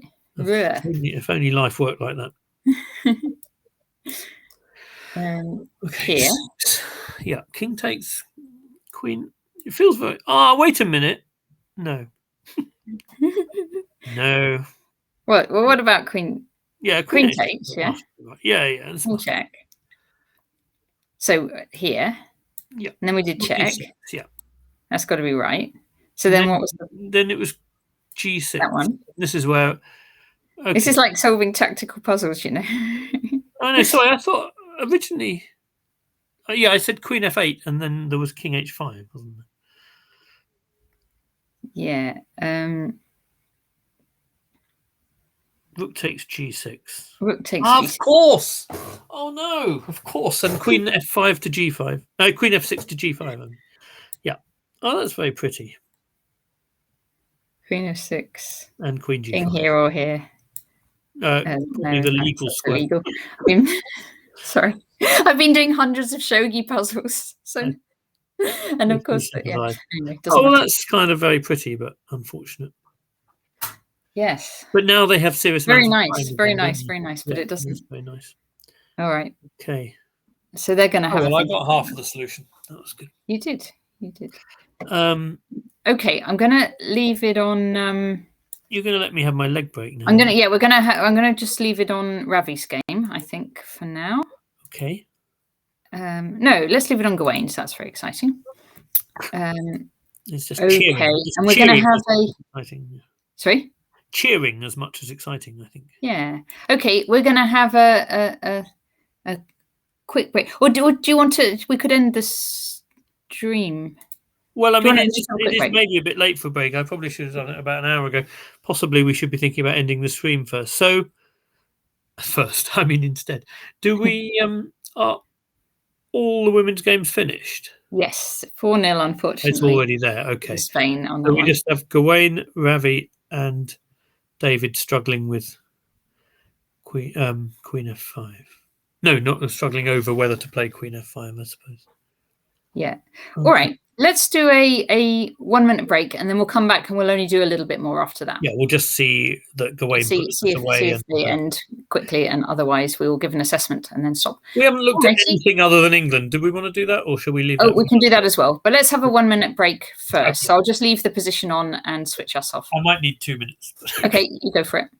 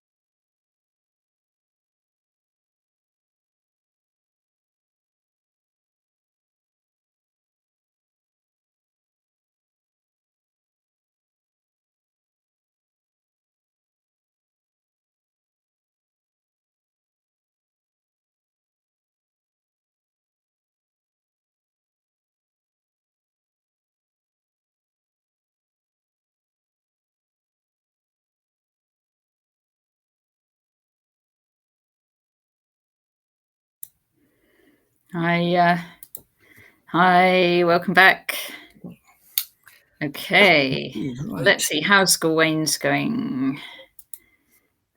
That's nothing happened yet. Nothing happened yet. Having a bit of a think after time control. Let's see if any of the other. E7's a tough move to meet, I think. Yeah. Looking very good for Gawain. David's nothing's happened there either, and Ravi's has moved a little bit. So we're now into this rook and pawn ending. The d pawn was swapped for the b pawn. Yeah. And the computer assessment is dead drawn. G5, okay. G5, okay. Yeah, I guess it makes sense, doesn't it? As long as there's no H5, and I don't think that. Oh, H5 might be fun. Well, I think there's probably G4. So we've got like G4, King G5. G4, King G5. I'm not sure. Yeah. If there is any fun, I'm not sure who it would be for in that case. I think it's probably not that much fun. Yeah. Yeah, I mean, I kind of hope that Ravi doesn't feel obliged by the team situation to do something crazy. I don't think he will. I've seen it. No. It's only round one. It could be the Swiss Gambit. Well, no, I don't know about that, but it's yeah. I don't think he will. I think this will be a draw. Yeah. That's a brave prediction. Yeah. Looking likely. So, should we take a very quick look at the non-England games, perhaps? Sure. Maybe just take a quick. Who do you want to see? It looks like Russia are in danger of doing the perfect win with white, draw with black professional scenario. Yes. And it looks like Azerbaijan has not. Should we see France? Let's see Frode getting a winning position against Raga, because Raga is a superb theoretician, and getting a winning position against him with black is no easy matter, I imagine. That's what he's done, though. It does look like he has, yes. Yeah, in this endgame, bishop against knight, and Frode has 2 extra pawns, doubled A pawns. Yep, and yep.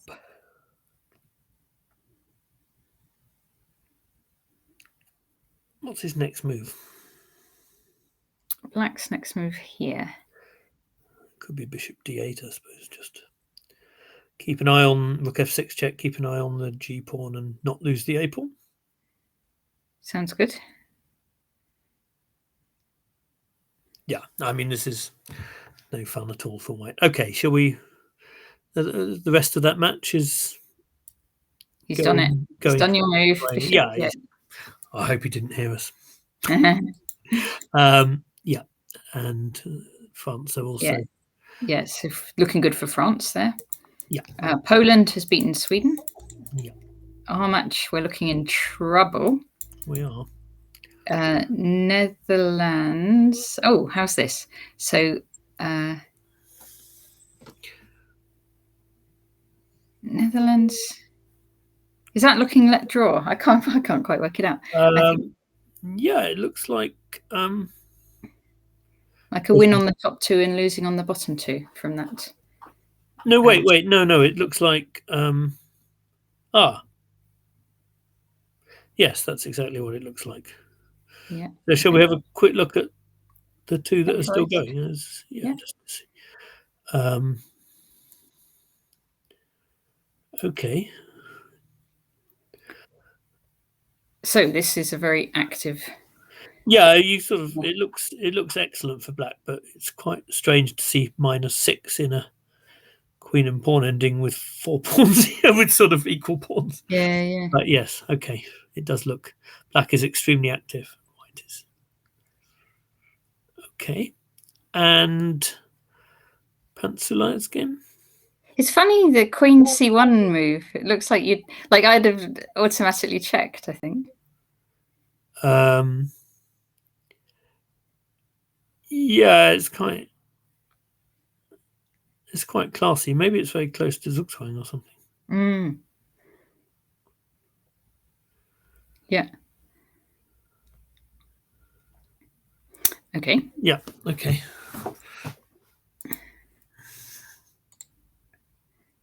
Let's look at the other one. Yeah. Andendol against Pantsuleia.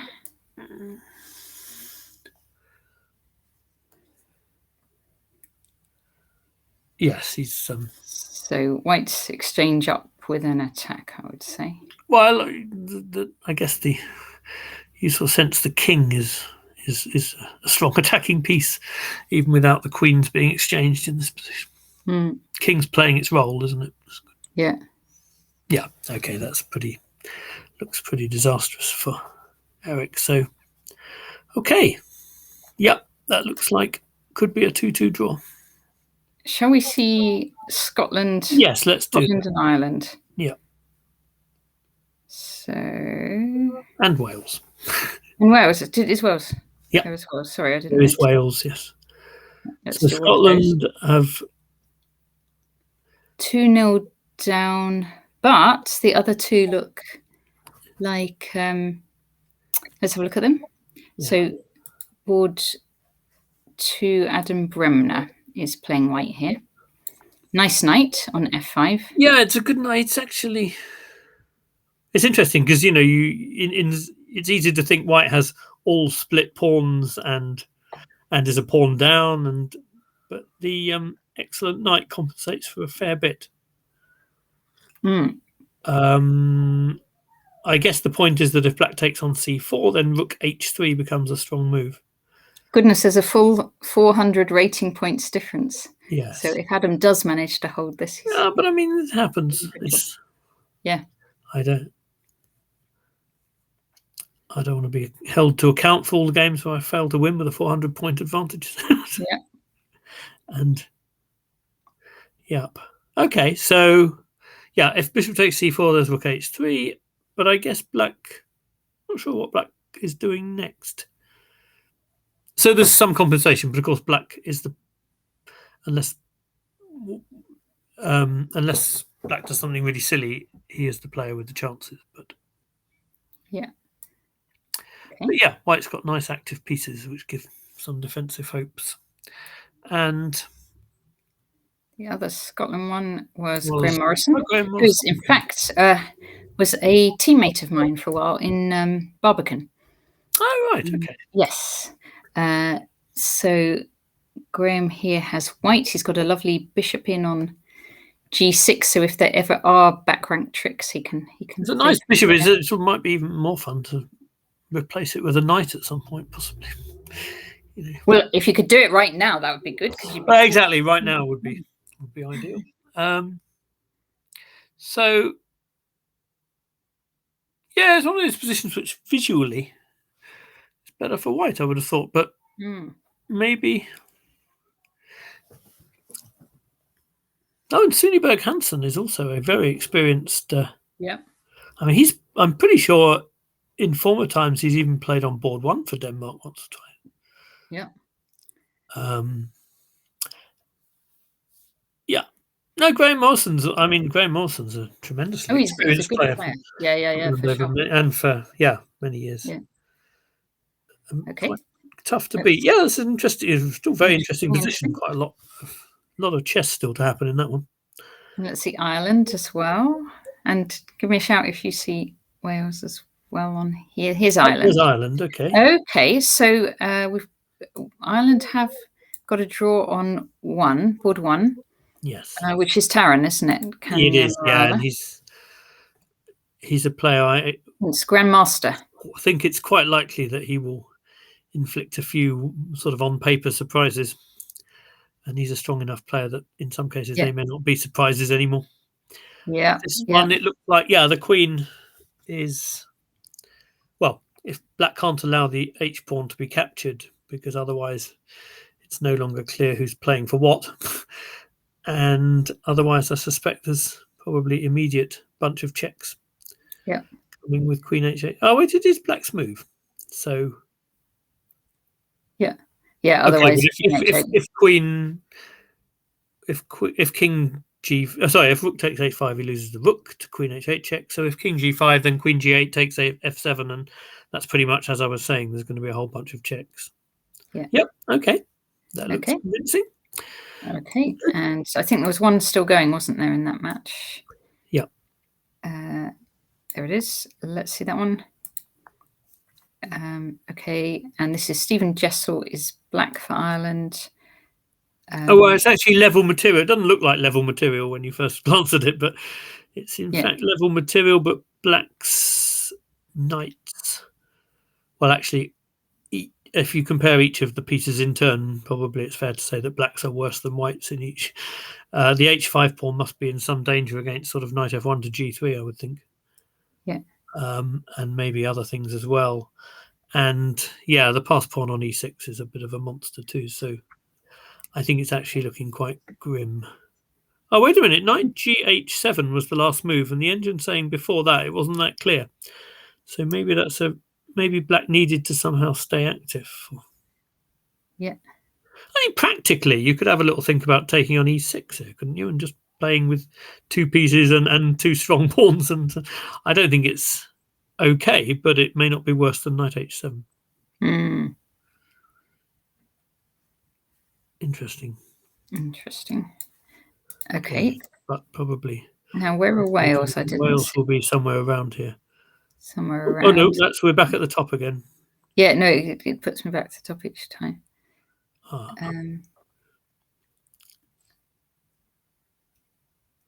didn't see Wales actually. No, I'm sure I saw them on the list. Maybe there's one team that gets a bye in the first round. It's possible. All right, good. Shall we check in on the England games? Yeah, do. Let's just see if we've. And then we can wind up after that. It would be nice to see Gawain win, at least. It would be lovely to see Gawain win. Let's see. There we go. Okay, here we go. Ooh. Oh, Knight F6. Okay. Well, I mean, I did wonder when I was suggesting King H3. I did actually wonder whether Knight F2 check and taking on G4 might be black's best hope.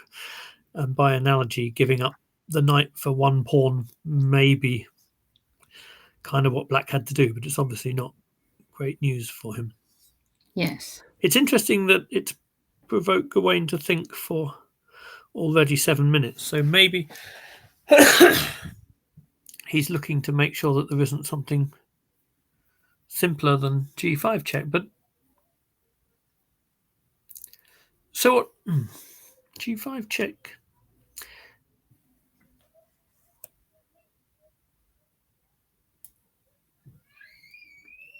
Oh, okay. So the computer likes King G3 or G5 check. Oh, I see King G. Yeah, I mean, I was thinking, I did kind of have the thought that winning the knight might be not the only aspiration white has here, but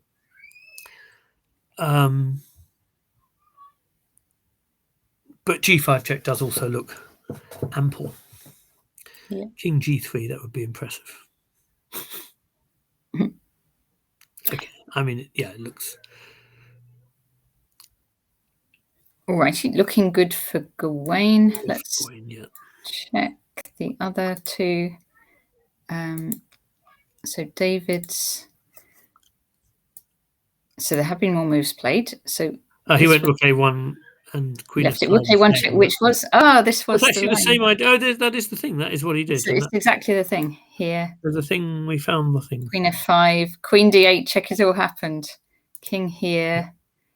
Rook H6 check. This was exactly the line we're looking at. Yeah, and then, well, if Queen takes loses, as we saw, then he has to try G takes. But check and Rook G2, I thought was curtains, really. He has to give the Queen. Check.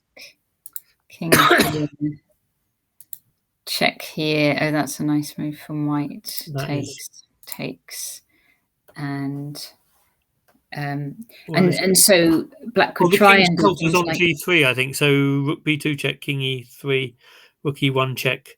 And white can, if nothing else, white can go King F3, Rook F1, King G3, and then there's no more checks. Whether there's some E5 you can still try. It doesn't look like there's anything you can still try. Yeah. There's no more checks, and so you have a sort of deficit of queens. Yeah. It's unfortunate. Yeah, no, that's really looks like that's definitely over. Okay. I'm glad I. All righty. And Yeah, that's a real shame. I lastly- mean, trying to think back earlier in the game, but let's look at Ravi. Ravi's. And this one we're thinking is Yeah, so he did just take on likely to G5, which is withdraw. a sign that he's just doing the sensible thing. And yeah.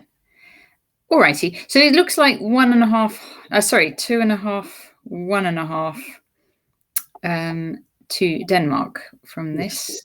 All right. Shall we stop there? I think we should, yeah. We should. Okay.